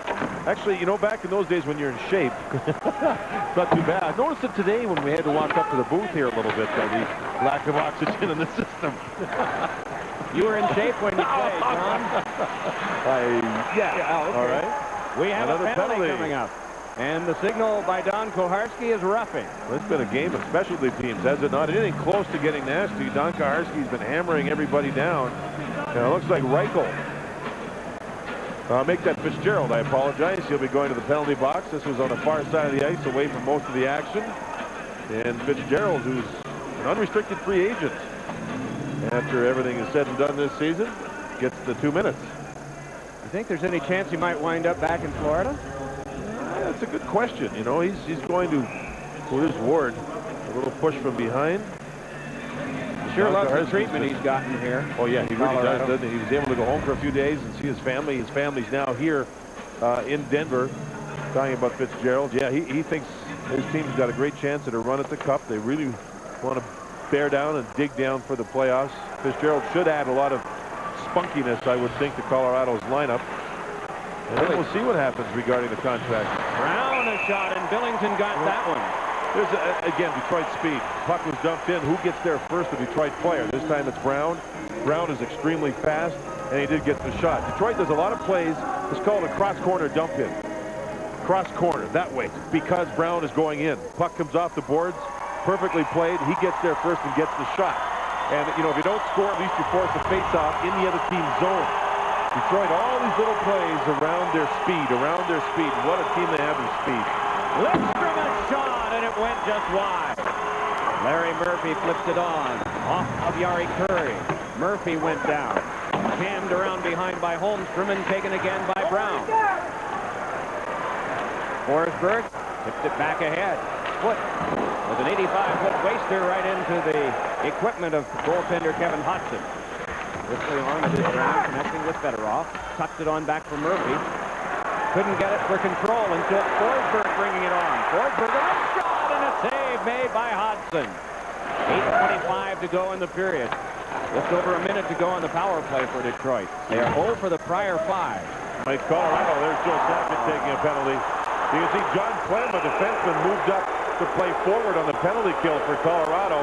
And Sakic moved in on Draper right at center ice. And I think he wanted to throw the check. He ended up ducking down tried to get his rear end out, and I think he got his left leg out. Draper's fast. He moves to the inside. Sakic is already out there, and it's knee on knee. The referee in that situation has no choice but to make a call. No choice. Sakic, I don't think deliberately put his knee out because he was there in position early, but then he partially lost his balance and he was stuck. He got the leg out. There's no doubt it's knee on knee. Joe Sakic is not a player that plays knee on knee, believe me. But he does deserve the penalty on the play. And now there'll be a 5-on-3 for Detroit as there's 58 seconds remaining on the original minor. Well, they should rack up some more shots now. They've had 7 on their power play so far. You think in the back of the coach's mind that this is one of those games that they just hope they don't get anyone hurt, because it really doesn't have any effect in the standings. I bet the whole season just flashed right in front of Mark Crawford, the coach for Colorado, and his staff, as he saw Sakic, involved in a knee-on-knee, and of course for Detroit, Draper on the receiving end. I imagine he was very nervous about the play, and thankfully nobody was injured. Both those players had their knees out. Or excuse me, it was Sakic who had his knee out, but you worry knee-on-knee is what I was getting at. Sakic with that knee injury in the Olympics. Here is Fedorov feeding one on, a shot that went wide from LaPointe. Fedorov up with it again. Creek gives to LaPointe. Kicked it on back to Larry Murphy. Murphy then to Fedorov. LaPointe foul, but he finessed it back to Murphy. Then a shot by Lidstrom was saved.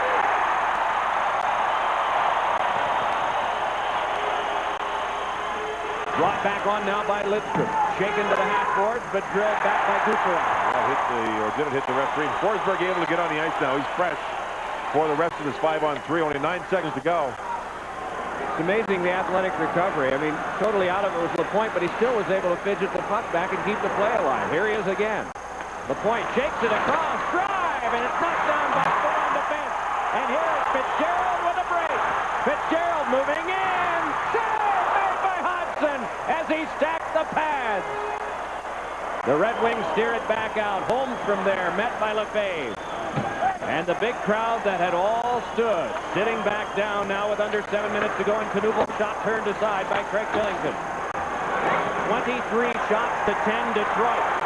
2 goals to Avalanche. Oh my goodness, what a hit. Fetisov tried a big one and didn't quite connect. And Fetisov lost his glove, and you wonder about his arm. Man, did he throw a body check. He went into the boards pretty hard there, too, didn't he? That's right. I was wondering if he jammed his arm. He stays on the ice, though. Chip back from Mironov. Just watching Fetisov across the way. He seems okay. Yeah, he hasn't played a whole lot. He's trying to get his timing going. He's a big guy who needs timing. He tried to get back with Fitzgerald on the breakaway. Fitzgerald out of the penalty box. Short-handed breakaway, and Hodgson reads the shot, kicks it out as Fetisov got back. Great save by Hodgson. Look at Fitzgerald move across. He maybe was thinking about going high and couldn't get the puck up. Hodgson took away the lower portion of the net. What a wonderful save. Detroit had the 5-on-3. Only got 2 shots. Both times, though, Billington was there with the saves. Now, Fetisov, look at this thing. He moves down. He's got him lined up. Here it comes. And, oh, get out of the way. And more of a miss than anything. Oh, my. That was on Lacroix. Oh, was that close. Well, while all of this was going on, Chris Draper and John Wharton went across to the Red Wings locker room. So that may have come from the knee-to-knee hit from Joe Sakic. Ooh, it does make you nervous. In a game like this, 3 things can happen, like the forward pass in football. 2 are bad. 1, you have an unseemly thing that results in suspensions. 2, you get guys injured. The third one that's good is you get through the game and it's an entertaining thing for the fans, and no one gets hurt. Maltby a drive. And that one rocketed into the seats. So the carnage is picked up. We'll see what we can learn. We'll be right back. Glidden and Home Depot together, it's an unbeatable combination. We are a paint store in Home Depot. Glidden's been around 120 years, and they know paint. It's unbeatable. So I can always honestly recommend that you use Glidden paint. It applies easily, doesn't splatter because it's a nice thick paint. And you just get a brush and roller and go at it. It covers really well. It's a quality paint. Good durability, good price. Glidden has it all. You don't stay in business for 120 years if you don't have good exterior paint. Little trucks make for long weeks. But Dodge Dakota's bigger to lighten Monday's load. Its tough Ram looks make Tuesday more memorable. Its longer, wider stance smooths Hump Day right out, while its superior Magnum power makes Thursday fly. And voila, it's Friday, and better yet, the weekend. Dakota, for shorter weeks and bigger weekends. Now that Wendy's is sponsoring the NHL, Dave is heading for the rink. Here's your skate, Dave. We play on ice? What a killer. Nice goal, eh? Nice goal, eh? Don't need this, Dave. What for? We can't have you taking one to Melon now, can we? Oh. Mike, maybe we ought to have lunch first. Then come to Wendy's for a delicious Big Bacon Classic Combo with Biggie fries and a 20-ounce drink. We call it the hat trick. I know the perfect position for you. Really? Try a Big Bacon Classic Combo today. Just under 6 minutes left, second period. Colorado ahead in the game on 2. Claude Lemieux goals 2-1. Food for thought. Joey Koser's on the ice. Sakic is involved with possibly the injury to Draper. LaRue's on the ice opposite Koser. Penalty called off the face-off. It's interference. A hooking call on LaRue held up Koser. So there's no way that Don Kaharski was going to let this thing bubble over as the referee. We used to call him the troubleshooter that used to be put into all the difficult situations to look for things just like this. There they are. Look at the stick into Koser. Koser kept going, and in this day and age, that's a penalty. Draper, knee on knee right here. Sakic gets the left leg out, and you can see they meet up. Draper's left leg collapses somewhat. Sakic was given the kneeing penalty. Draper, a couple of minutes later, went to the locker room, and you wonder if it is his left knee that's bothering him, even though he did walk on his own down the runway, which is a good sign. The next shift that Sakic was on the ice, the coaching staff made LaRue the left winger to make sure nothing would happen to Sakic. The Red Wings put Koser out there, but as soon as Koser and LaRue were about to get together, a penalty was handed out. It's interesting, too, while we were away on the commercial break, Joe Koser was having a chat at some length with the referee, Don Koharski, and then took his position for the faceoff. We can't mic everybody. We try, but we can't mic them all. Thrown back off by Mironov. Around it came for Holmstrom on this power play that has 100 seconds to go. The Red Wings have outgunned the Avalanche in shots 23-10, but they trail by a 2-1 score. Larry Murphy bringing it on. Shoved ahead by Brown. Finesse to Brown, and he tipped it right into Billington. Played now by Darren McCarty. That one deflected out in front. Gathered in by Curry and just bounced off the glass and down. This entire game to this point has been an exercise in working on your specialty teams. Penalty kills and power plays. There's been very little ice time at even strength. On a cross now for control by Lidstrom. Nick Lidstrom fed it over to Murphy. Big blast! And it went off of Billington and then hit the boards. Started back out by Fitzgerald. On now to John Clem, and he throws it gently back in. Out to get it is Hodgson, and he sweeps it across. 50 to go on the man advantage. Sergei Fedorov turned into a lot of traffic, but got it over nicely to Dandino. Matthew Dandino around behind. Lefebvre chasing him. Banged it on to the point. Lidstrom with it there. Shoves it over to Larry Murphy. Murphy back to Lidstrom once more. Rich one, and it deflected off Billington. Taken now by Dandino again. On back to Nick Lidstrom, but it went off his stick, so they have to regroup. They've got 28 seconds left to forge an attack. 4:13 to go in the second period of our contest as Lefebvre brings it on. Canceled out by Dandino. And the two of them cancel, so help comes from a third man, Knuble. 13 left. Mike Knuble out of the University of Michigan controlled it back to Lidstrom and then blasted the heart around. Calmly just watching that go is Billington. Holmstrom there. Wrapped by a foot. Puck thrown to the floor. Rich shot! And that one blocked down. What did you see, John? Two hits by foot, and he hits you, then he rakes you right down to the ice with his arms and stick. He did it to two Red Wings in a row in the corner. He is a nasty, mean, and good defenseman.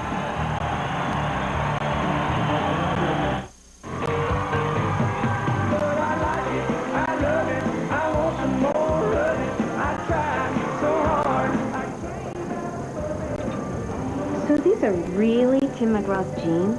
The genuine article. How'd you get them? You'd be surprised what some people do for a cold Bud Light on a hot day. Yeah, right.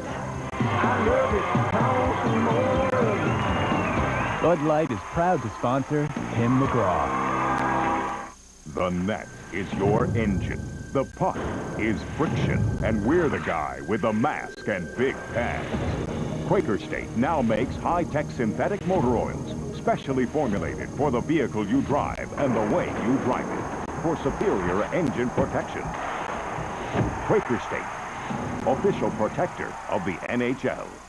Receive free roadside assistance coverage when you purchase Quaker State. Get details at participating retailers. Lighter yet stronger. More power from less space. More space from less size. A drag coefficient among the lowest in the world. There's more than a pattern emerging here. It's the world's first use of cyber synthesis, where vehicles are designed, built, and tested in the virtual world so they'll perform better in the real world. The new Durango and the new Intrepid. New vision from the new Dodge. We talked about Adam Foote. Watch the nastiness. Oh, on Holmstrom. Moves right over to the right side of Knuble, and oh, same move. That's why Adam Foote is thought of as a nasty, good, tough defenseman, and he just sometimes hates playing against the guy. Man, is he a good player. Well, it was after a whistle, and that may bring some retribution. It is Jeff Odgers. Play is stopped. Mark Crawford talked about the rivalry between these two teams. Here are his observations. We've had two very tough playoff series with them. They've been very physical in nature, both of them. They've been very emotional in nature, and that's what rivalries get built on. The regular season games have been entertaining because of the spillover of the emotion through the regular season. Today, who knows? Here's a little example. Mark Crawford, they talked to Mark about wearing a mic today. He said, Scotty wearing one? We said, no, I never asked Scotty. Oh, if he's not wearing one, I'm not going to wear one. And he's got a good point. So I love this rivalry. This is going to be something. These two teams could possibly meet, as we all know, in the second round. Two terrific hockey clubs. Great support in both cities. Man, that'd be something to watch. Check the rule book again today, and there's nothing in there against not liking an opponent. And the only thing is that Don Koharski is here to make sure that that hate doesn't spill over too much. He's done a pretty good job, but there has been some roughness and some carnage on some hits.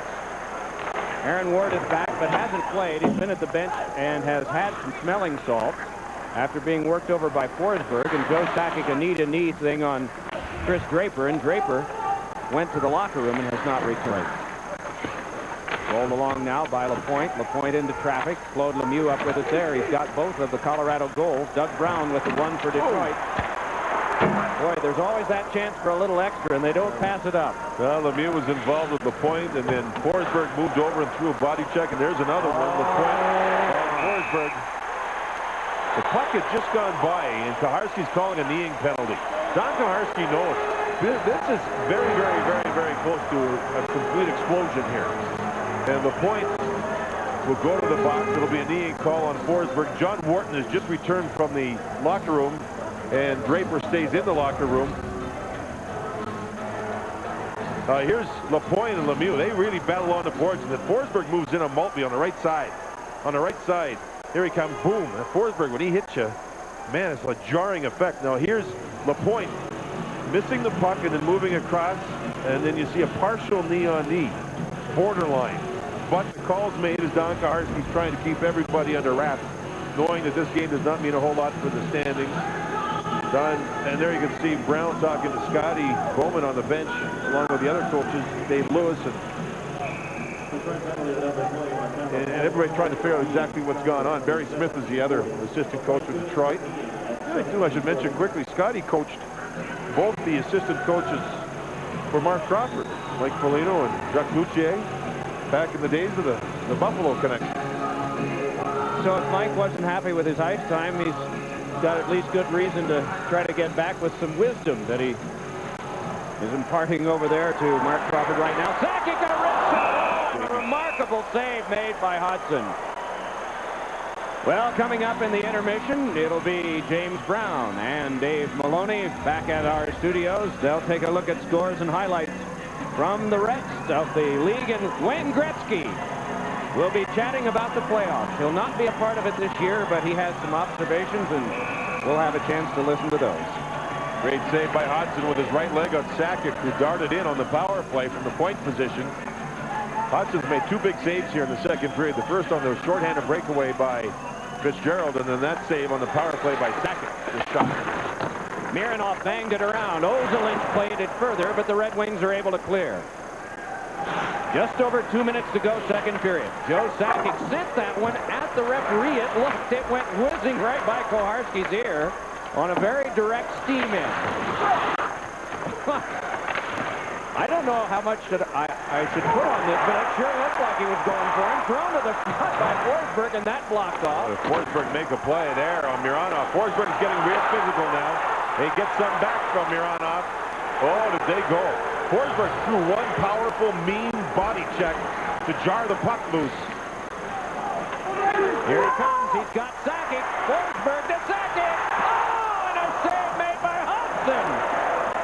Puck trickled to the front, and it's sent by Fedorov, but kept by Ozelinch. Worked on to Kamensky. Kamensky dogged by Fedorov, around behind, chopped at by Mironov, and they work the outside. Creeping to the front is Sakic, puck to the back. Ozelinch waits, shoveled it off. Sakic a direction, and it's grabbed by Hudson. And Sakic playing the point of the power play, or is he just a rover? He's all over the place.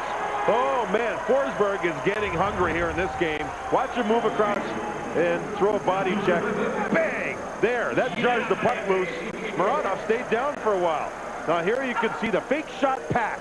And watch the move on a great save with the blocker by Hudson. His third big save here in this period. Ozelinch looks this time. He's got Sakic.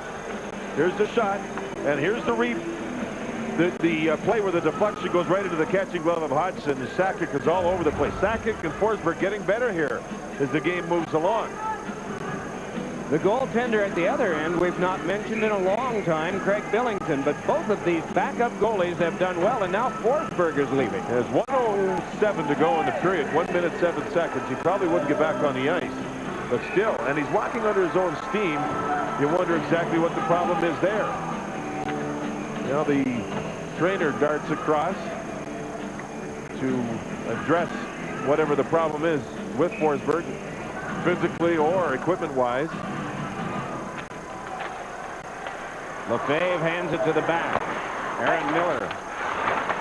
Jones, and then it's swung to the front. One-timer by Lefebvre, and that one trickled behind. Jones there, shakes it to the outside. Jammed along by Rouse for Detroit.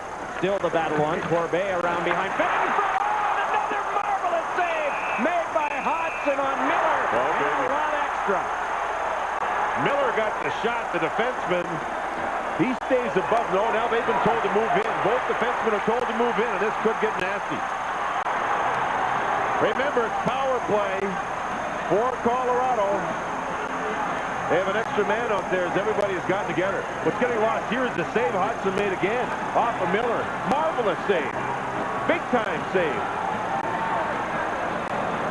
The linesman doing a good job here. Koharski's right in the middle of it, too, trying to separate everyone. There's players inside the goal net still. The two main ones have been separated. You can see Corbet is told to get right off the ice. You're out of here. 45.8 seconds to go in the period. Oh, what a save. The pass from behind the net. Look at the goaltender. Oh, baby, what a save off of Miller. Now, everybody got together here. Everybody got together, mostly on Keith Jones. And in behind the net was even more. Corbet made a great pass. Look how open Miller was with Jones there. And does Jones get a rebound shot? Yes, he does on the third swipe. Now he goes for it again after the goaltender had the puck, and everybody got together. Now, with that happening, Mike, Detroit actually has an extra man because the two defensemen are above the circles. They looked at the bench, and the bench said, go. So all of a sudden, the two defensemen, Miller, and I'm not sure who the other one was, they went flying in to help out their teammates. If there can have been any way to prevent this, Don Koharski has done it. Oh, yeah. But this shows what one man and two linesmen can do. If they're going to go at each other, there isn't anything you can do to stop it. Scotty Bowman was saying this morning before the game, he said, I think eventually that we do have to go to two referees, maybe as soon as next season, because not everyone can see everything. You just can't. I think Don Koharski has done a great job in seeing as much as one guy can. Well, these are two teams that just want to go at one another. Behind the net of Hudson, the workers jumped out there, and you can see they had to take care of a piece. Actually, they're going some more with some lace. Skate blades during the battle cut the webbing of the goal net. And so they're trying to replace it and tighten it up as quickly as possible to get through the last 45.8 seconds of the period. They're still out there working. But you're right. I think Don Kaharski, the whole game has been on power play, right? Both teams. All kinds of power plays and penalty kills. And he still knows this is something that's close to really exploding. I think he's done a marvelous job. Some of the penalty calls, you'd go, boy, they're a little dicey. They're kind of weak. But he can't afford to let it go any worse than what it is. He's got to control it. It doesn't mean anything in the standings. It means a lot to the rivalry. But be careful, and he's done that. Corbet and Maltby, 4-minute roughing minors apiece. No difference in manpower. It's the goalie and 5 for Colorado, 1 and 4 for Detroit. Penalty time will expire before the end of the period. Ozelinch bringing it ahead, trying to get through, and it came right in on Hodgson, and he covers, and we have another halt to play.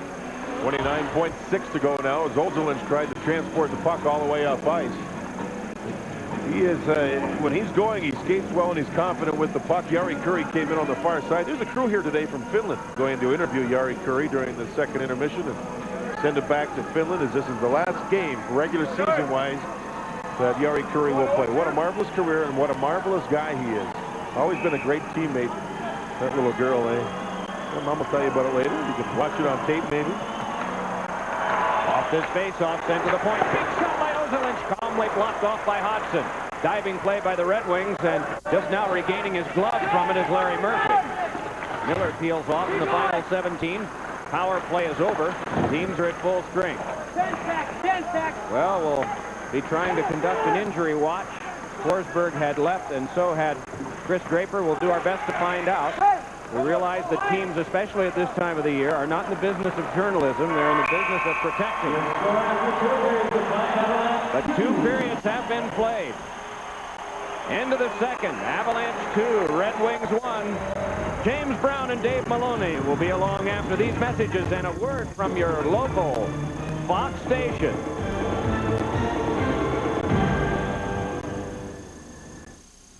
Fox NHL Saturday is brought to you by AC Delco Automotive Parts. AC Delco, if you're not asking for it, you're asking for it.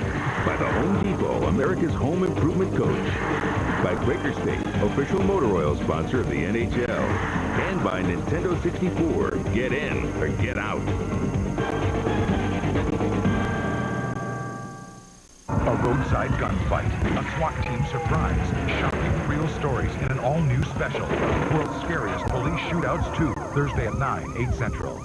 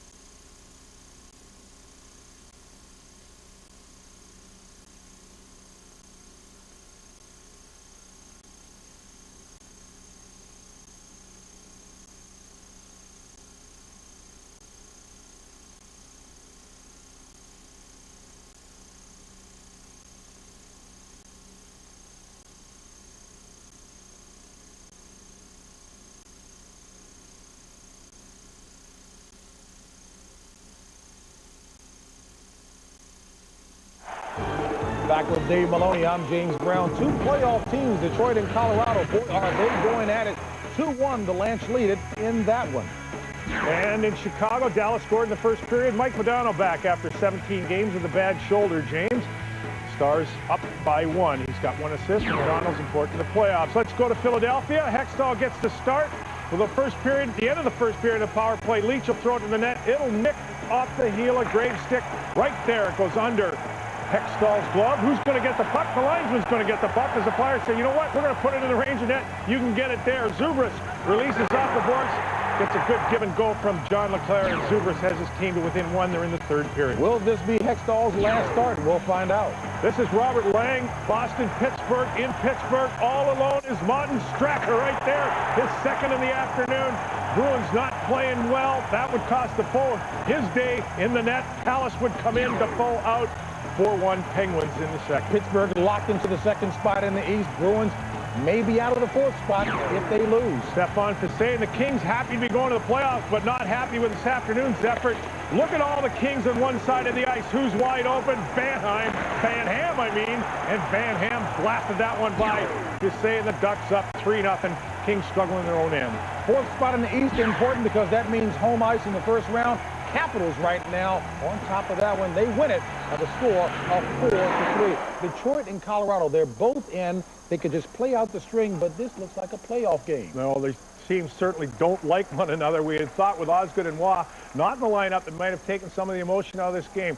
Not this afternoon. And I think the rivalry is even more intense because both teams are very good.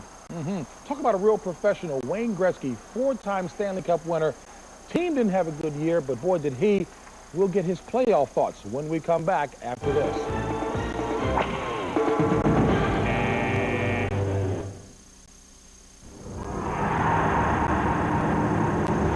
This year, all 26 teams of the NHL will be drinking Powerade.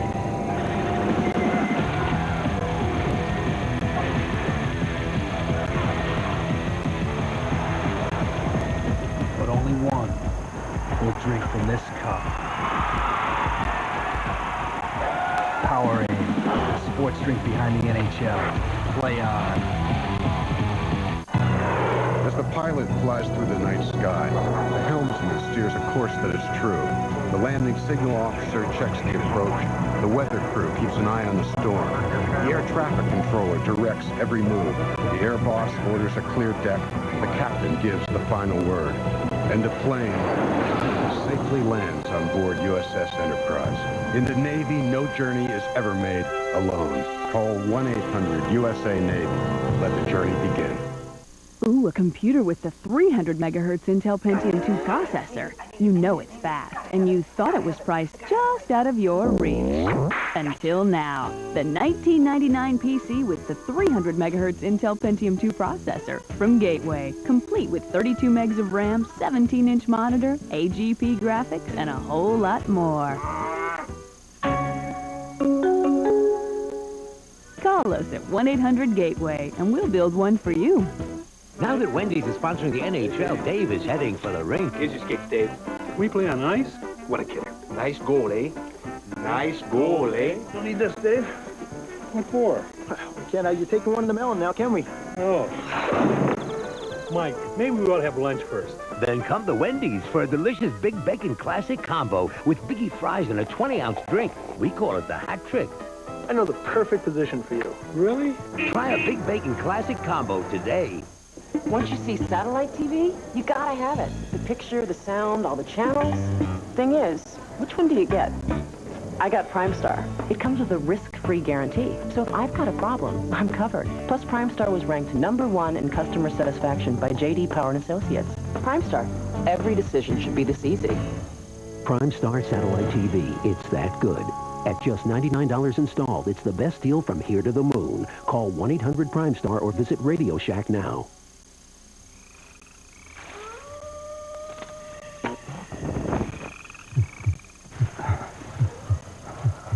There are a lot of things out there that will make your heart beat faster. This is one of them. Jeep Cherokee. With full-time select-track four-wheel drive and quadrillink suspension, it's sure to quicken anybody's pulse. Now get Jeep Cherokee with all these features, including air conditioning at no extra charge. Will Damon's romantic evening backfire? Whatever you do, don't. An all-new Damon, 8/7 Central, Fox Comedy Monday. Brothers and sisters, welcome to Our Lady of the Puck, the only church where you can pray for your hockey team, be forgiven for your cross checks, and seek righteous retribution for those who have slashed against you. Let us pray for our beloved teams that they may win the Stanley Cup and catch the next Zamboni to the promised land. Please rise for our first hymn. The Stanley Cup playoffs move to Sunday next week on Fox. Hallelujah! And we welcome the congregation back to Fox NHL Saturday. You know, for only the third time in his 19-year career, Wayne Gretzky will not be a participant in hockey's postseason. Sam Rosen sat down with the four-time Stanley Cup winner earlier today to get the great one's playoff analysis. Well, I'm a really big believer you never bet against the champions. And I think there's a lot of good teams. And I think there's a lot of teams that are capable of winning. I think if you look at the Eastern Conference, obviously, New Jersey is a very solid team. I think Pittsburgh with Jagr and Barrasso and the system they're playing are going to be difficult. I think this team here, Philadelphia, is going to have a good run because they have the experience and they have the talent to get there. I would never bet against Hasek. And the other teams in our conference have all played well. Anything can happen. And then the other conference, Dallas has had a spectacular year. They're going to be tough. Colorado, they're past champions, and they have the talent of Sakic and Forsberg and goaltending Dubois. They'll be tough.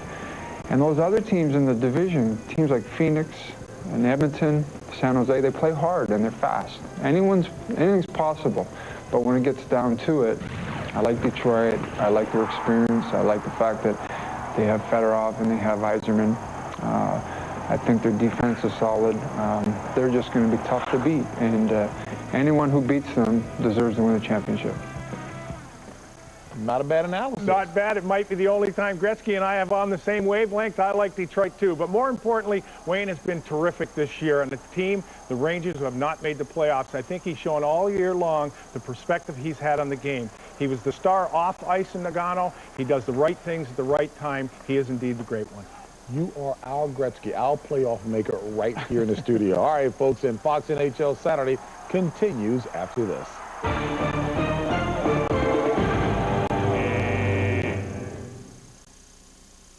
MasterCard presents the NHL Cutting Edge Plays of the Week. The screen center front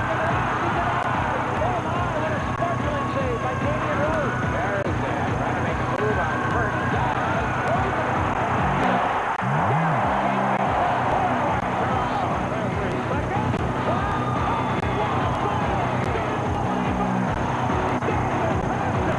MasterCard, official card of the NHL and proud sponsor of the Cutting Edge Play of the Year.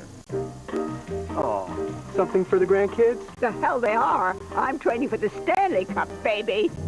The MasterCard $1 Million Stanley Cup shot presented by the NHL on Fox. Win a shot at the goal and at $1 million live during Fox's Game 1 coverage of the Stanley Cup Finals. Put it on my MasterCard, Sonny. To enter, just use your MasterCard. One shot. $1 million. Shoot! Score! I'm psyched.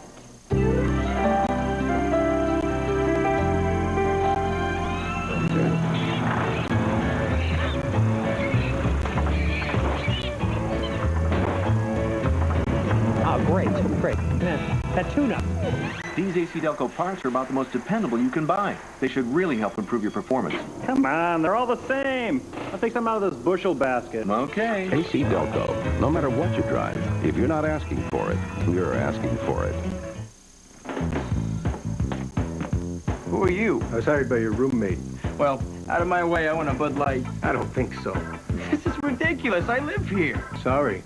You ain't on the list. List? Is there a problem, Bruno? Nothing I can't handle. That's what I like to hear. For the great taste that won't fill you up and never lets you down, make it a Bud Light. Now am I on your list? Let's see. Nope.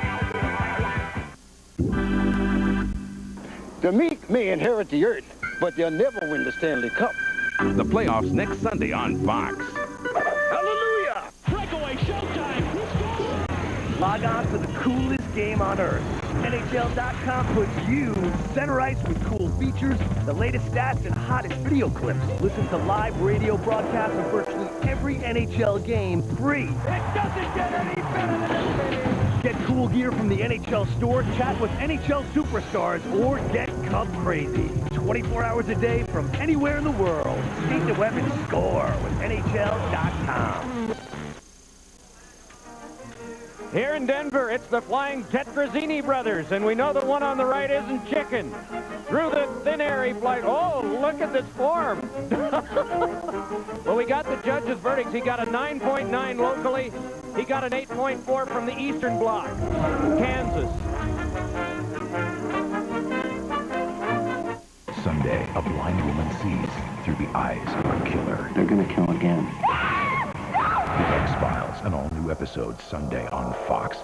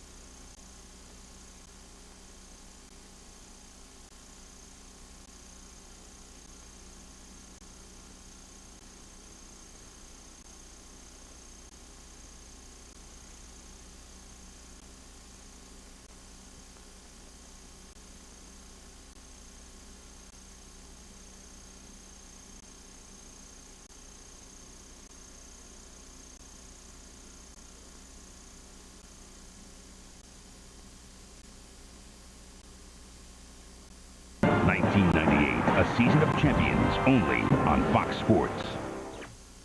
Fox NHL Saturday is brought to you by Jeep, makers of the Jeep Grand Cherokee, Cherokee, and Wrangler. By the U.S. Navy. Navy, let the journey begin. By Rogaine Extra Strength for men. And by Bud Light, for the great taste that won't fill you up and never let you down. Make it a Bud Light. McNichols Arena and Joe Louis Arena in Detroit have seen some huge battles between these two teams over the last couple of years, beginning in the playoffs of '86. Today, they're seeing, I guess, comparatively a rather calm one on the last day of the regular season for both of these two teams, although there more games are going to be played tomorrow. But it's 2-1 Colorado at the end of two. What do you think? Well, so far through two periods, I would think the play of Craig Billington in goal for Colorado. He's been very, very good. Hudson allowed one bad goal, but he finished the second period in Detroit's goal playing very, very well.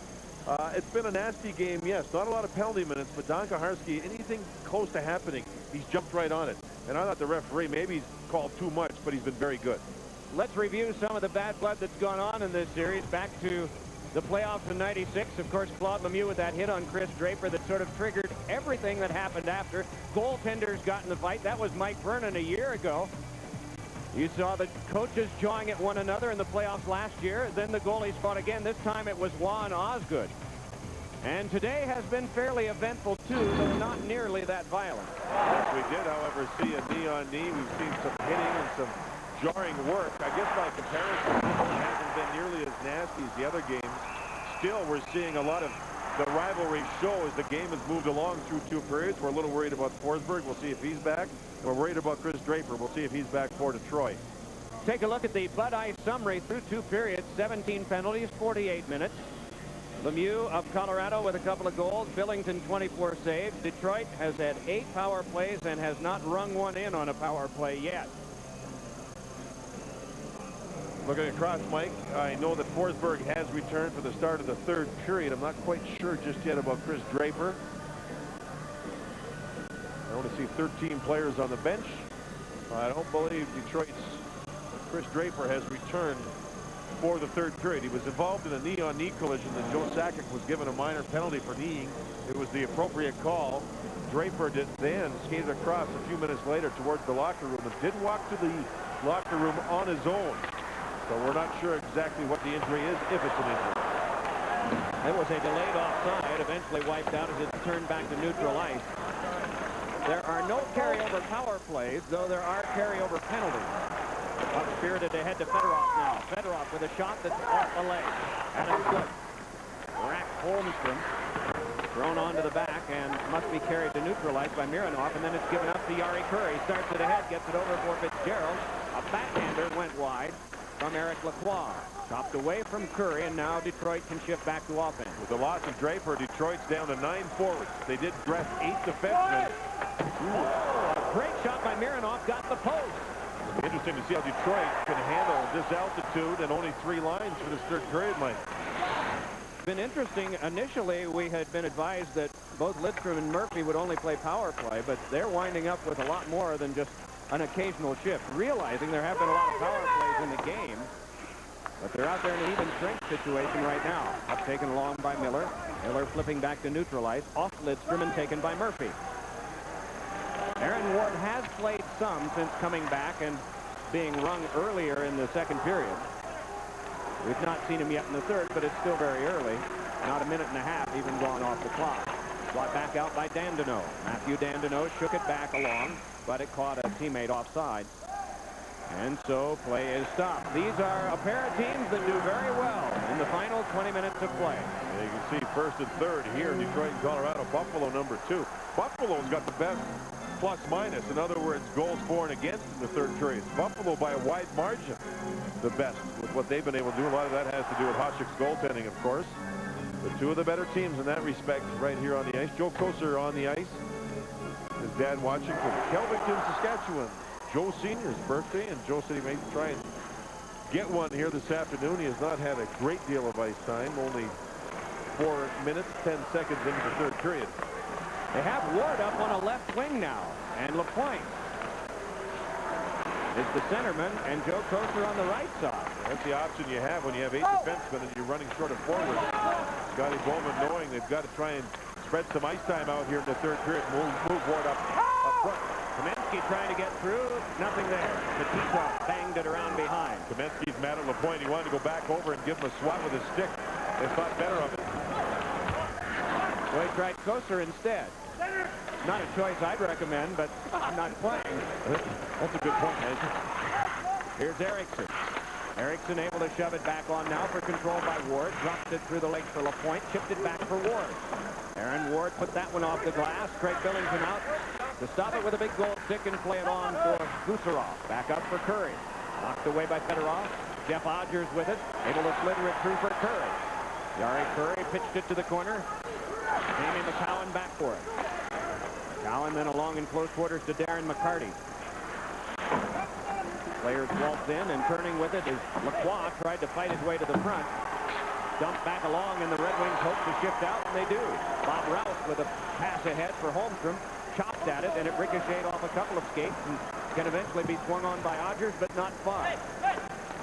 So a little scrambly right now. 3 minutes gone, 3rd period. Fedorov plays the hard angle to the corner. Knuppel got there and drilled one that went wide. Fedorov waiting for it. Sergei Fedorov bumped off on the play by Warren Reichel.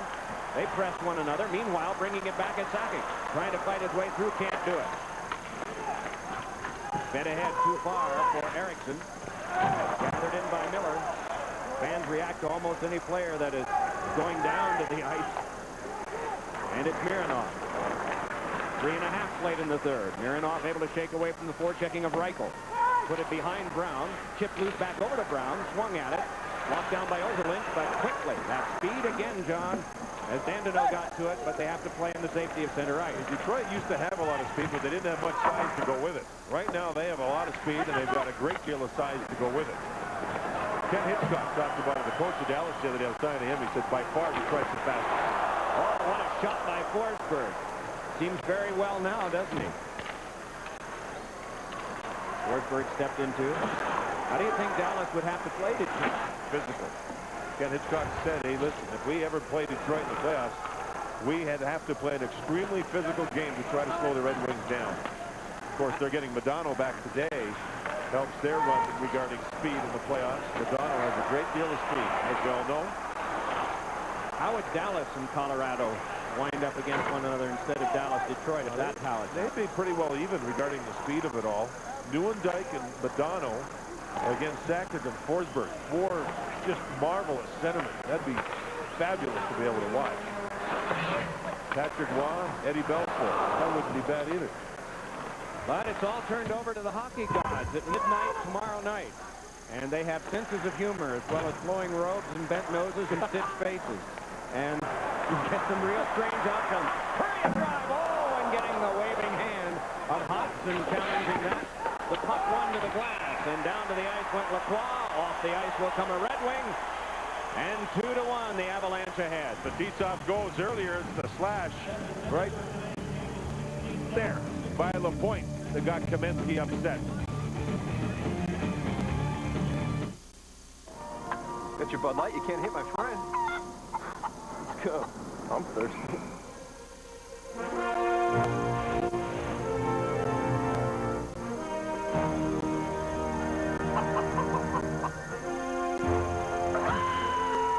For the great taste that won't fill you up and never let you down. Looks like you're mine. Make it a Bud Light. Coach is calling for the Heat.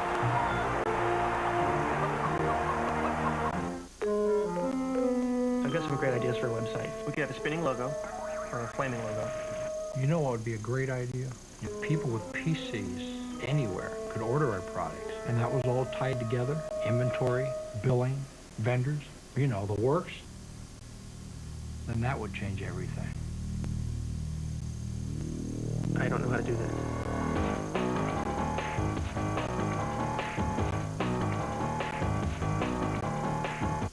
When I decided to train for this, I heard it all. Jehu, you fool, this is the desert. Jehu, it's 110 degrees, crazy things. I practice around 5-6 hours a day with the rumble pack. On the slopes, in the half pipe, Jehu is there. It's very spiritual. Just you and the mountain. And the snowboard. And the game. 1080 snowboarding only on Nintendo 64. Real close to the real thing.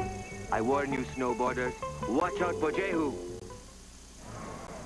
Well, the youngster may not be that interested in the score right now as he is the fascinating sights and sounds around him, but when he gets older like this, he will be. 2-1, his team, we presume, is ahead. We have sought word on Chris Draper and come back empty-handed. We ask the pertinent questions and are not given any information, so we can't help you. Kamensky working the outside. Kamensky shoved one in front, and that went off of Sakic. Drill back off and down. The interference wrapped to Fetisov has brought about this power play at 5:06. 2-1 Colorado ahead. He picked off Lacroix in behind the goal net of Hodgson, so Fetisov sits in the box again. Unable to get through. Maze of players was Kamensky. Kamensky gets hit a lot, knocked down a lot. What is that, balance? I just think he handles the puck more than most people do, and he's going through traffic, and maybe some of it's balance. Nice defensive move by Ozelink. Taking his chance away from McCarty. Here's Ozelink bringing it back. Hands it on for Forsberg, but that one knifed out of the air by Brown. Rouse across for McCarty. Tries to force it through. Kicks it back ahead, and Brown can send it the rest of the way. Halfway through the penalty kill for Detroit. 13:50 to go in the third. We have been 2-1. Colorado for the longest time. Miller able to block that one away, and Curry tries to move back. Sylvain Lefebvre walks it ahead. Lefebvre creeping in. Played it around behind for the Hodgson stop, and the Maltby take. Maltby raffled it back off the boards. It's thrown by LeVay, but that kick to the corner. Keith Jones to get that one, and it's plastered by Rouse. Thrown to the front, and it's away from Miller. Might be a chance for the Red Wings, but they're more concerned about a change in lines right now and the shorthand situation that they have. Down to the last 20 seconds of the kill. Well, today, the penalty killing and goaltending have been the winners the majority of the time. The power plays have had a lot of work. Not much to show for it. Ahead with it comes Dandino to the last 8 of the kill. Was he nearly run to the ditch that time? Aaron Miller, the guy who tried to do it. Way back along to Dandino. Every move is an adventure here, isn't it? Murphy dropped it on back for Dandino, but it's checked away. Odgers at center ice, given a pretty good jolt by Fetisov, who threw it back across. Fetisov, who will turn 40 on Monday, is playing with the anger of a 20-year-old today. And with Detroit having so many defensemen, I think Fetisov showing the staff that he wants to play in the playoffs. Who will sit? That's a question mark for the Wings. Fitzgerald able to step away from Fedorov. Shakes it to the point. Kuzerov turned it back along, but it is Fedorov shaking it behind, and Fitzgerald there. Fitzgerald threw one in front, and fanning on it was Odgers. And it's tipped back out. Hustling for it is Holmstrom. Canceled out by Gusarov, who put it out of play at his team's bench. 12:10 to go. Third period. It's the Avalanche 2, the Red Wings 1.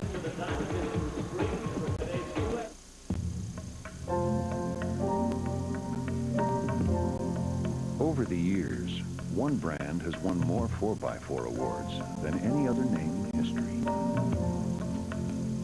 Once again, we've captured everyone's attention. Jeep Grand Cherokee 5.9 Limited, 4x4 of the year. Jeep, the most award-winning brand of 4x4s in all the world. In a perfect world, golf balls would taste more like gumballs. In the real world, Diet Dr. Pepper does taste more like regular Dr. Pepper. It's the taste you've been looking for. Dr. Scholl's next stop, San Antonio Zoo. I want to talk to you about pain. My knees ache. Lower back. Did you know your pain could be caused by the way you walk? The way I walk? Dynastep insert supports your foot so that it hits the ground evenly. I really think these would help my lower back pain. Feels real good on these big old feet.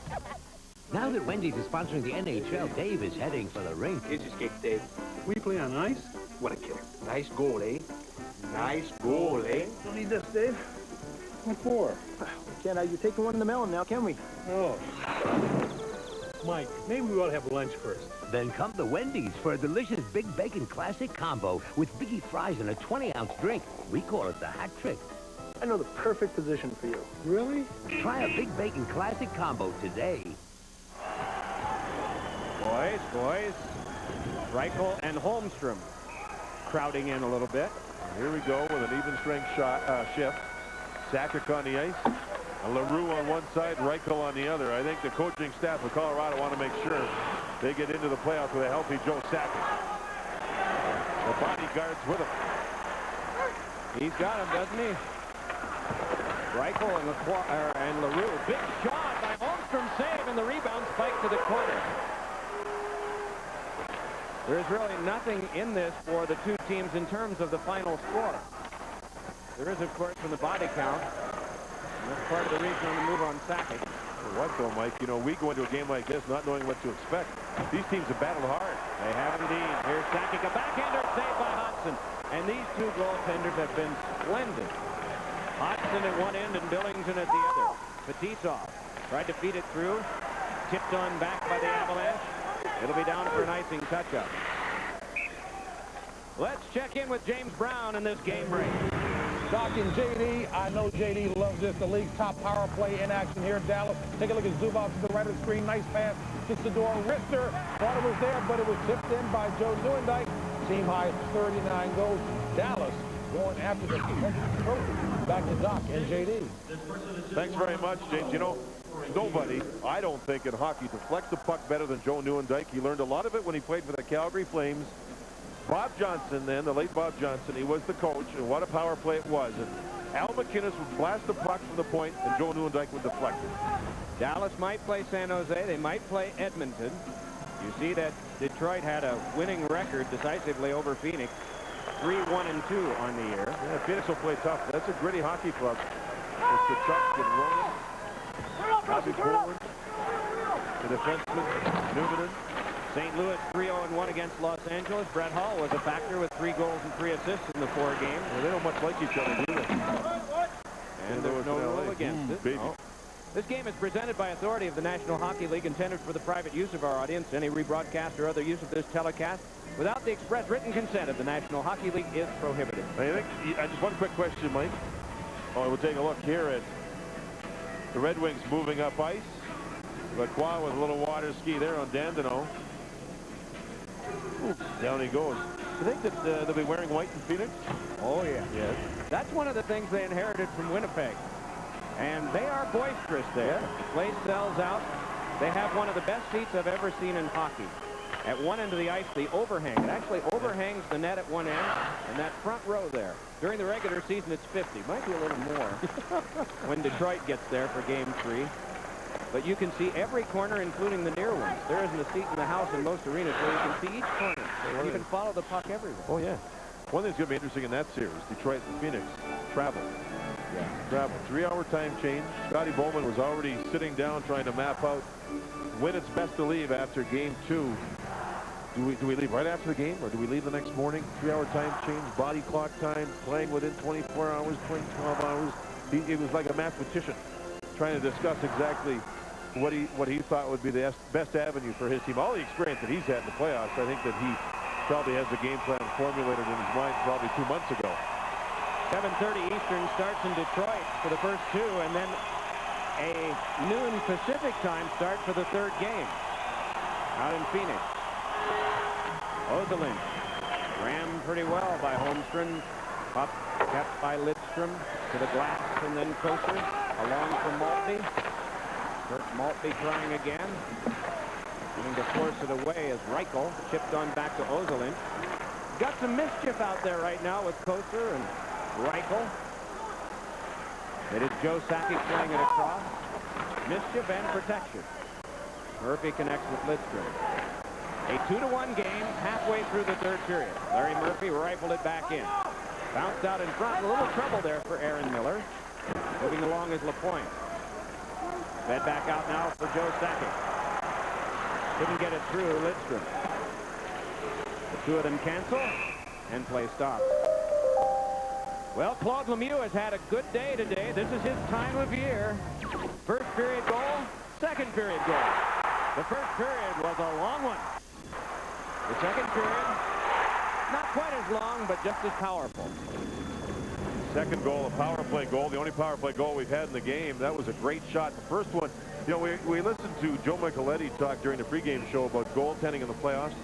You cannot afford a soft goal. You can see how valuable Lemieux is when he scores for Colorado, but that's the difference. Hodge has been great except for the bad goal.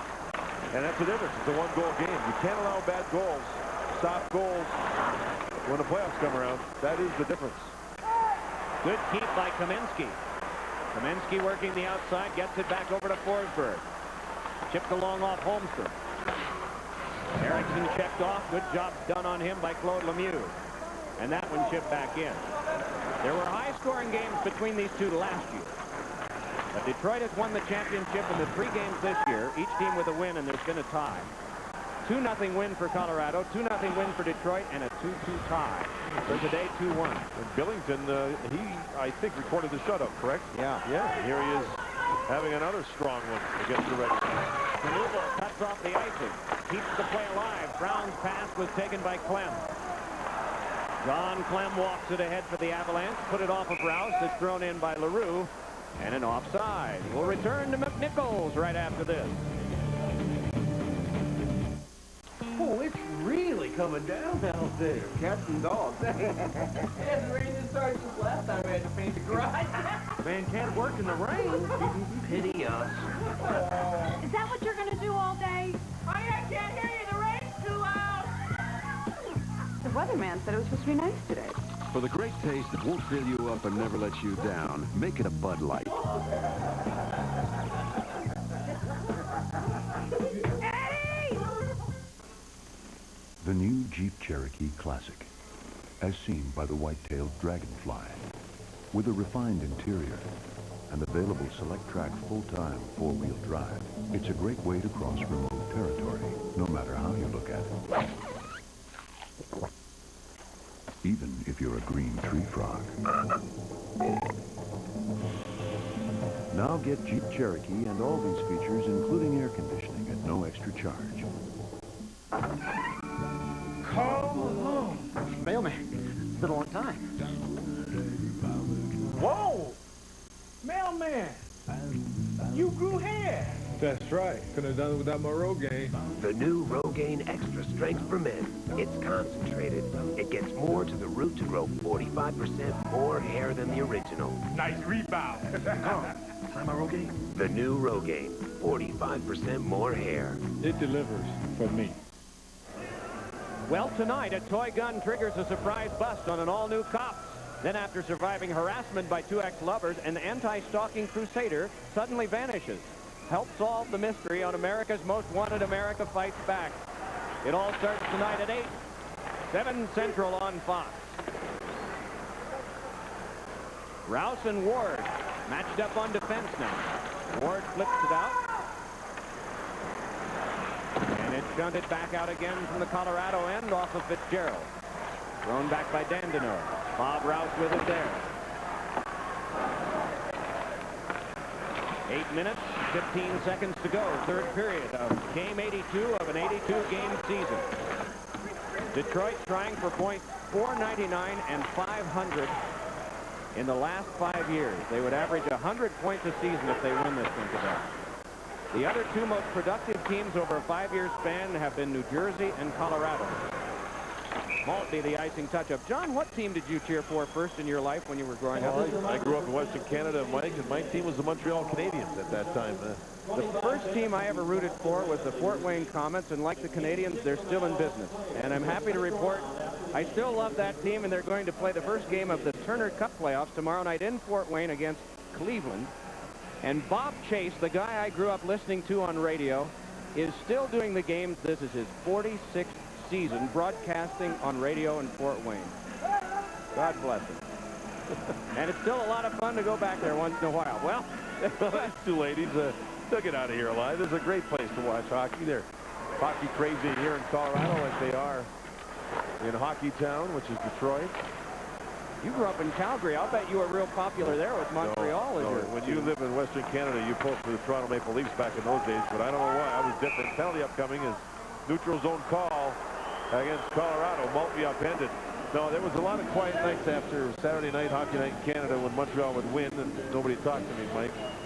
Sakic goes, a hooking call, neutral zone call against Sakic. Sakic's had a lot of ice time here in the third period. Almost like he's double shifted. A good run and a good push for conditioning for Joe now that he's back in the lineup. See Sakic on the left side right there with a little bit of a water ski. Maltby kept his legs going. This Detroit team, they keep their feet moving all game long, and so Detroit goes on the power play trailing by 1. Time of it at 12:22, and Sergei Fedorov will be there to take the face-off with Tom Fitzgerald. Off the tie-up, it's Foote going back to get it. Adam Foote just bangs one off the high glass and back down. Hodgson and Billington. 26 shots on Craig Billington, and he stopped 25. And some of them, particularly in the first period, were miraculous when Detroit outshot Colorado 16-4 and had loads of power play time to boot. Coming into this period, both teams had 10 power play shots out of their total. And that's over half the total that the Avalanche have. Aaron Miller rolls it on back for Foote. Wonderful job of penalty killing here in the neutral zone. Curry, Forsberg. And Fedorov rolling it back in. Holmstrom chops it in the air. Went off the high stick. I believe it was that of Lefebvre. They plunked him in the head on the helmet. Thrown back around behind the net. Still they control. So he gongs that one. Good play. Looked like Dominic Hasek heading the puck. Lefebvre. Along the half court, they battle. Lidstrom wants to work further. And play stopped. 6:22 to go here in period 3 of the 2-1 game. The Avalanche are ahead. Talked about the goalies and how well they played today. One sneaky one by Lemieux got by Hodgson early. Other than that, yes, they've been very, very good. The backup goaltenders getting some ice time. The starters sitting on the bench resting, and they've both done a very good job. We talked about Billington's hockey schools where he teaches just goaltenders. London, Gravenhurst, Champton, and Belleville, Ontario, and he has one in which he has only 12 goalies in the camp. You talk about a lot of time spent with each goaltender. That's primarily for experienced ones. Guys in the low minors or guys who are playing college hockey. Billington's quite a technically smart goaltender. I think he goes down a little more than he used to. Probably learned that from watching Patrick Waugh, and it works. And Ubel tried to get to the front. Clem guided it back out. And with Hodgson, he's not a technically read-the-book, stand-up type goalie. Hodgson's a battler. He really uses his athletic ability. We saw a lot of those saves in the second period where Hodgson was very, very good. Puck chipped off of Dandino. Helped along on this power play. Back to the point for control by Mironov. Dealt it back over to Dandino. Slams one that went off the leg of Aaron Miller. Eriksson holds. Inside the four-man defensive box is Dandino. The puck has to be controlled by Mironov and is. Now on the outside to Dandino. Fed it across. One-timer is ducked by Eriksson. And then Miller with a pretty good walking hit. And here's a chance for Sakic. Moving in on the breakaway.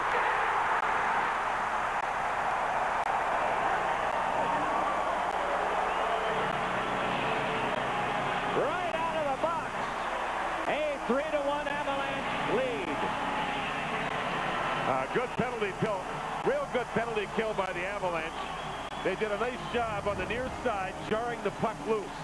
Miller with a big body check. And there's the play along the boards, chipping the puck ahead. Look at the legs and the speed.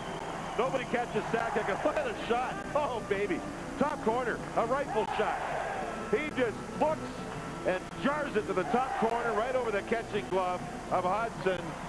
And the Avalanche have a 3-1 lead. And Joe Sakic, oh, did he show us something?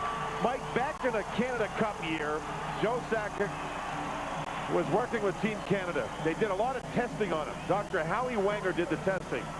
And they figured at that time that his legs weren't that strong. He was put on a program. He did a lot of explosive drills. And now when you see him skate, he explodes. And he exploded past everybody on the penalty box and scored on the breakaway. Maltby up with this one.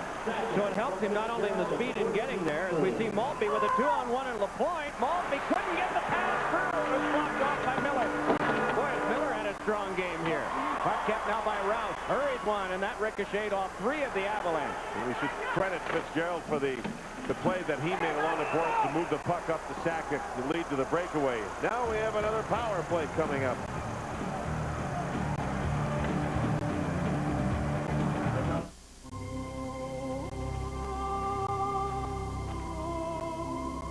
What?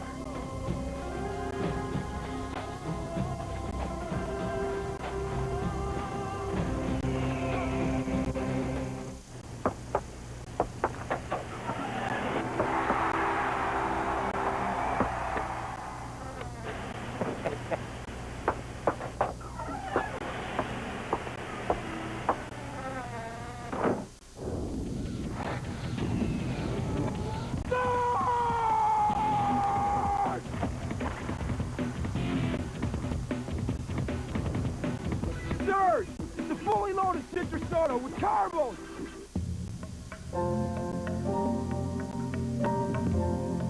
Over the years, one brand has won more 4x4 awards than any other name in history.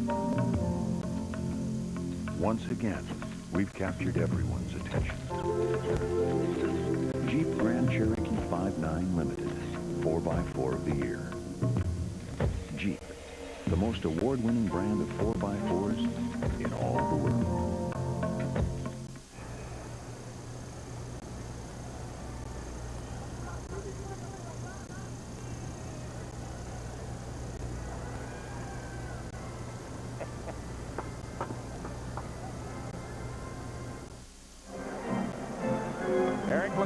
Gets the minor penalty for roughing at 15:05, so the Red Wings a chance to get back to within one. They trail by 2 here, and Mironov is able to drop it to the corner. Sergei Fedorov up with it there. Fedorov tried to work it along to McCarty, eventually got it there. Onto the back. Mironov Pretty good lacrosse-style cross-check to the back. Meanwhile, it is McCarty around behind. Feeds it to the outside. Fedorov cruises in. Rich shot. Spot off. Rebound in front. Knocked away by foot on defense. And cleared as far as the neutralized area. Detroit 0 for 9 on the power play in this one to this point. Here's Doug Brown to Mironov. Fedorov, and it's grabbed.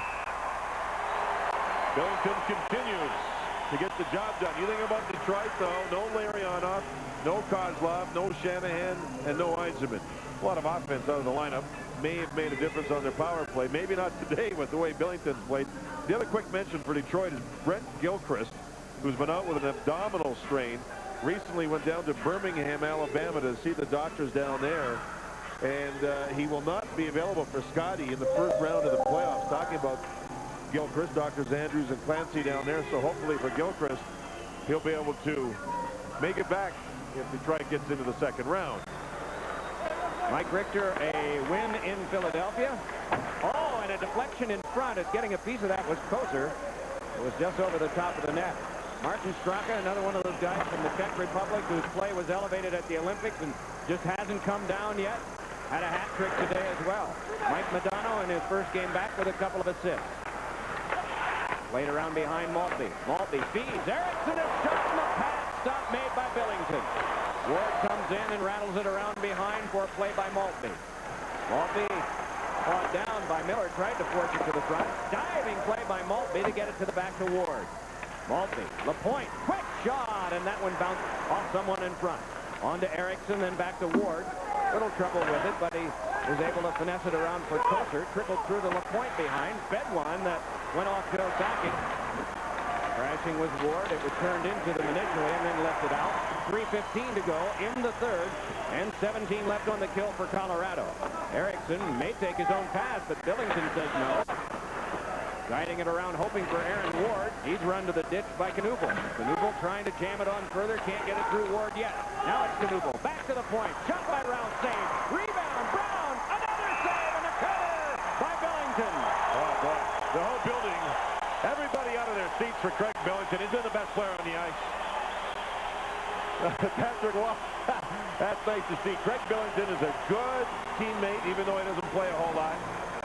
And here he's come up with a big game for his hockey club. Detroit working the power play, get the puck down low towards the end of the power play. Backhand shot by Brown, and Billington stayed up on his knees, much like Patrick Waugh does. Watch him, even though he loses the rebound here, he gets up. Boy, that's a great play. He was down on his knees, up in one move, across and fights the puck off with his right arm. Well, he was down on his knees there, gets back up with both knees at the same time. The flexibility he showed was remarkable. Good, sharp goaltending. This is a tape, I think, that Greg Billington would be able to take, put in the library and say, I had a good afternoon against the Red Wings. He's not the kind of guy that would normally haul it out and show it to the kids at the school, but he sure justified his tempted. Oh, yeah, absolutely. Some of his technical play here today has been wonderful. That's flurry for him. He was square to the puck on every shot. Icing. 2:44 to go, third period. Fox shifts to Sunday. Most of the games at 2 Eastern time. With one exception, these Red Wings in Phoenix to play the Coyotes and their howling fans. That'll be at 3 Eastern, and all of it next Sunday. And that'll be a rough one, too. Jimmy Schoenfeld, the coach of Phoenix, loves the rock'em sock'em hockey. So we'll see some tough stuff.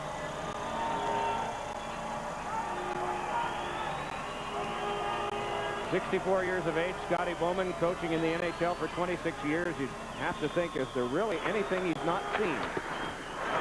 Pass stopped by Billington, he saw there. 32 shots by the Red Wings. Here comes another, but that deflected by a sprawling defenseman. Worked along now by Rouse. Bouncing puck flipped back out, and we're down to the last 2.5 of regulation. Will there be an icing here? No. This is the last moment. It's canceled. And so Jamie McCowan. Teams are at full strength. Another interesting story. Jamie McCowan has an option in his contract that is the Red Wings option, not his. If the Red Wings want him next year, they can just tell him and he'll be there. Lemieux stripped of the puck by Matthew Dandeneau. Dandino hands it on across for Darren McCarty. His shot is fought off by Billington. McCarty again. A bit of a lean down by Miller. Miller jammed it on the backhand all the way down the ice, and we'll have another icing. A lot of teams at the deadline tried to get Aaron Miller out of the Colorado Avalanche lineup. And at the trade deadline, the Avalanche said no. Boy, this afternoon, Aaron Miller's played a strong game in front of Craig Billington. Today's game is being produced by Richard Zients and directed by Sandy Grossman. Our technical producer is Dean Walker. The pregame show and intermissions were produced by Nancy Bernstein and directed by Bob Levy. Senior producer of Fox Sports is Bill Brown. The executive producers of Fox Sports are Ed Gorin and David Hill. These two teams have franchises in the American League. We were mentioning Fort Wayne in the IHL.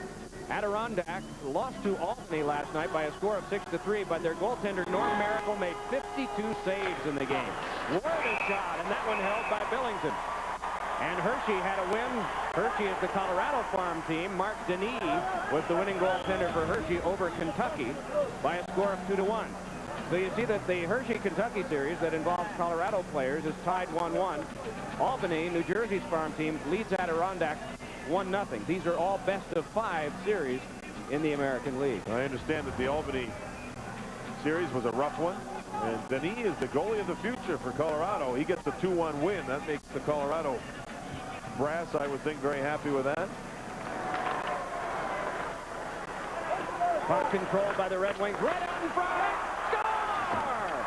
They've gotten back to within one, and Darren McCarty in his 300th game has bagged it. Well, the Red Wings have won 3 face-offs in a row to the left side of Billington. They're getting shots every time. And this time McCarty, happy birthday, Dad. This time McCarty's able to score with the backhand side of his stick. Look at these guys win face-offs. The Red Wings do it. McCarty's over on the left side. Watch him battle to get loose. There. He got on the inside position, a foot actually around him to the outside, but the inside with his stick. And the pass across is a good one by Fedorov. Right here as he slides the puck. Maybe attempted shot. Manning. McCarty banks the puck off the goalpost. We have a 1-goal game. Mironov put it back in. Billington did stop it there. You see the vitals on this. 90 seconds to go in regulation. Holmstrom got the assist, and on comes Tom Fitzgerald. Fitzgerald slams one. Didn't get much on it. It's spiked wide by Knuble. Fitzgerald's stick broke. Orbay roughed up Erickson. Meanwhile, the puck comes to Doug Brown. Tips it on back for Mironov to lug on. He jammed it back in, and hustling on the 4-second Dandino. Went into Lefebvre. Meanwhile, Mironov put it up into the seats, and so play halted with 1 minute and 8 seconds to go. And there have been no signal yet for Hodgson, the goaltender, to leave. As we get some pushing and shoving here again. Knubel's involved. It looks like Stefan Yell, he too is involved. I think that's the key for Colorado, Mike. You think of Yell and Corbet. The 3rd and 4th lines for Colorado, they hope will get some scoring. Detroit's good with their first 2 lines if they're healthy with their scoring, but they also have scoring from their 3rd and 4th lines. Colorado needs that throughout their lineup. Courbet and Dandino were just seen close up talking, undoubtedly in French. Lacroix's been sent to the locker room. He's done for regulation. 1:08 to go in the 3rd period, and the Red Wings down by 1 as Lacroix saying hello to all the kids. That's awfully nice of him. Look, kids, I got a misconduct. We don't say that you do this all the time, but here's my stick. There we go. He's done for the evening. Or the afternoon, make that. He did donate a stick, and what they'll do with it.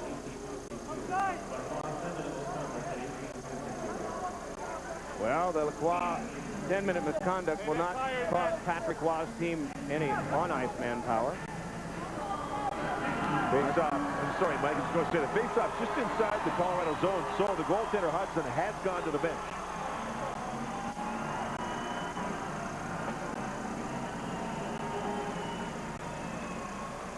I wonder if Craig Billington has ever talked at his camp about goaltenders scoring goals. I think he's ever thought about that much. I think the other guy we just saw has. Yeah, right. A lot. Yeah, a lot. They get to the point where they do that type of stuff. I think right now Billington's more worried about just trying to preserve a 1-goal win. Detroit has 6 attackers, all inside the blue line, including Lipson and Murphy on the blue line. Patrick Waugh standing at the bench to watch this. Lipson shovels one, burrowing into the corner for a point. Dumps around behind at the half court. This is Sergei Fedorov. Flipped with one that went around behind. LaPointe turned it over to Holmstrom. Out in front. McCarty has tied the game with 55.7 to go. I got to tell you, Mike, this started with a face-off win again. And Detroit has controlled the draws here down the stretch like you wouldn't believe. And then when the puck is drawn back here, watch everybody on the Red Wings cut to the right. Look at all these guys. Look at them go. They're all going into the corner. That's all set up for puck recovery. Now they'll recover the puck, own the board. Fedorov's on the puck. Now McCarty gets in front. There he is. He's set, bang. Oh, the Red Wings, they hustled the loose pucks. They're winning draws, and they've owned the Avalanche down the stretch here.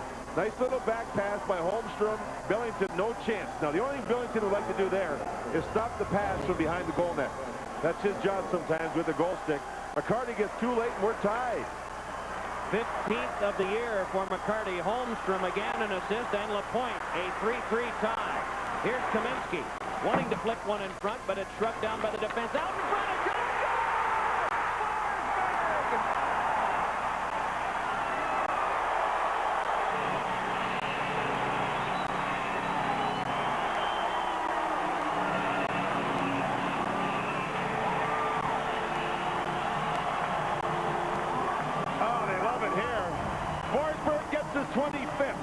Watch the Avalanche. They have Kaminsky on the puck. The Detroit Red Wings lose the puck. Lemieux, bang, bang. Oh, not a nice play. Kaminsky, Forsberg, and Lemieux, the big line. They're all together. Go high with the shot. Forsberg does. And Patrick Waugh can smile again. His team's come back for a quick one. The last two goals have gone over the glove hand on Hodgson. And it's now a one-goal lead regained by the Avalanche. The big line got it together, and they got one late. Dougie Brown is on the Detroit bench, sitting in the back, I believe, and he looks to be hurting. Not sure what the problem is. Yeah, there he is. Ooh, that's enough to make you a little nervous, Mike. John Wharton talking to him. Oh, gosh. Yeah, they've already lost Draper in this game. You don't know how severe that injury is. We, in guessing, think it's a knee. It was a knee-on-knee with Joe Sakic earlier in the game, and Draper never came back. And there you see Doug Brown sitting on the bench, and that has to make Scotty Bowman and his club a little bit nervous. And you see Kevin Hodgson at the bench, too. The net is empty. The Red Wings will go with 6 attackers against a goalie and 5. This one went through Lidstrom. Lidstrom able to guide it off the back of the goal. Murphy there, but it's dug out in front, and an attempt was foiled at the front of the net by Lidstrom, and trying to jam it home with Warren Reichel. Long pass given away, taken on by LeBave, and back in from Fitzgerald, and there'll be an icing here. With 16, well, the clock continued to go, and they'll have to reset that because it went another second or two. And we've got some scrapping. This is Larry Murphy, and I think Corbet. They continued after the icing call over in the corner. Corbet's had a lively third period. The referee and linesmen were just expecting a nice, calm icing call, which you're right, Mike. The clock kept on going, and I think they'll reset that. And now Detroit has a chance with 15.1 seconds to go to try to do something on the draw in the Colorado zone. Corbet and LaPointe continue. Have a few words. The fans are right into it. Everybody in this building is standing in the lower bowl. And they've got a few words of encouragement for the Red Wings. Something about the Red Wings being stuck, but with 15.1 to go, they still have a chance to tie this up, so they aren't yet. Here you can see Scotty Bowman looking across. He wants to know how much time will be put back on the clock. It's sitting at 15.1 seconds.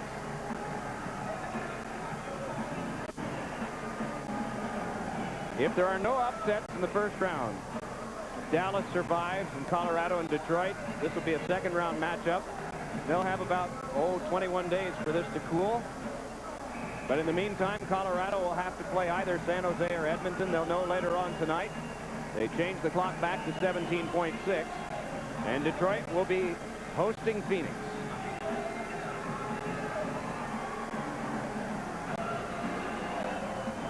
One more line change with 17.6 to go. The Red Wings hope they've got some hat-trick magic there from McCarty as he comes out as a part of the 6 who will attack. He's gotten a couple of late ones.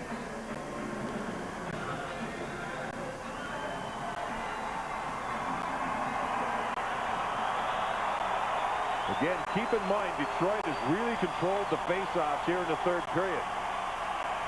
Forsberg on the draw with Fitzgerald. The puck went behind. Gusarov fed it around. Larry Murphy waiting. Murphy keeps it alive, throws it around behind. The Avalanche group to play it. Tipped back near Lidstrom. Wristed in front, a save.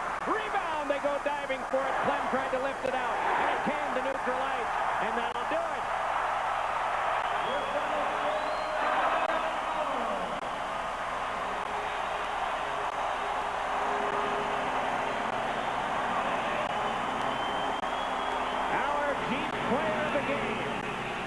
Is Peter Forsberg, who got the winning goal in this game.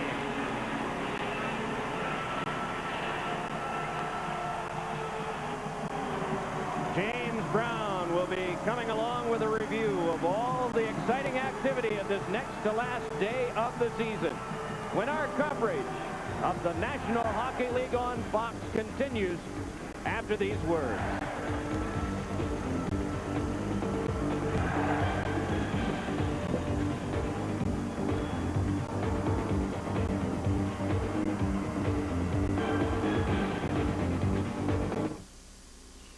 What you're seeing is amazing, because this tire is flat. That's right. Moments ago, it was punctured and lost all air pressure. It's the new Goodyear Aqua Steel Run Flat. If it weren't, this is what could have happened. Instead, the new Aqua Steel drives you up to 50 miles at 55 miles per hour to safety. New Aqua Steel. Only from Goodyear. Goodyear, Goodyear. You haunt me, my friend. Everywhere I go, you're there. Kiev, Buenos Aires, Budapest. But not this time. At long last, victory is mine.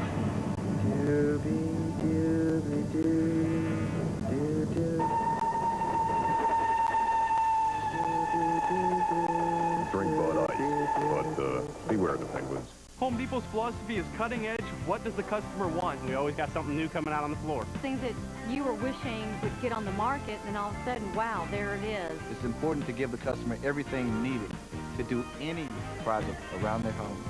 Like great Grillmaster grills, the flame control system makes certain you get sure starts, even heat, less flare-ups, and perfect meat. Come see the complete line of Grillmaster grills at the Great Grillmaster event. It's happening this weekend at the Home Depot.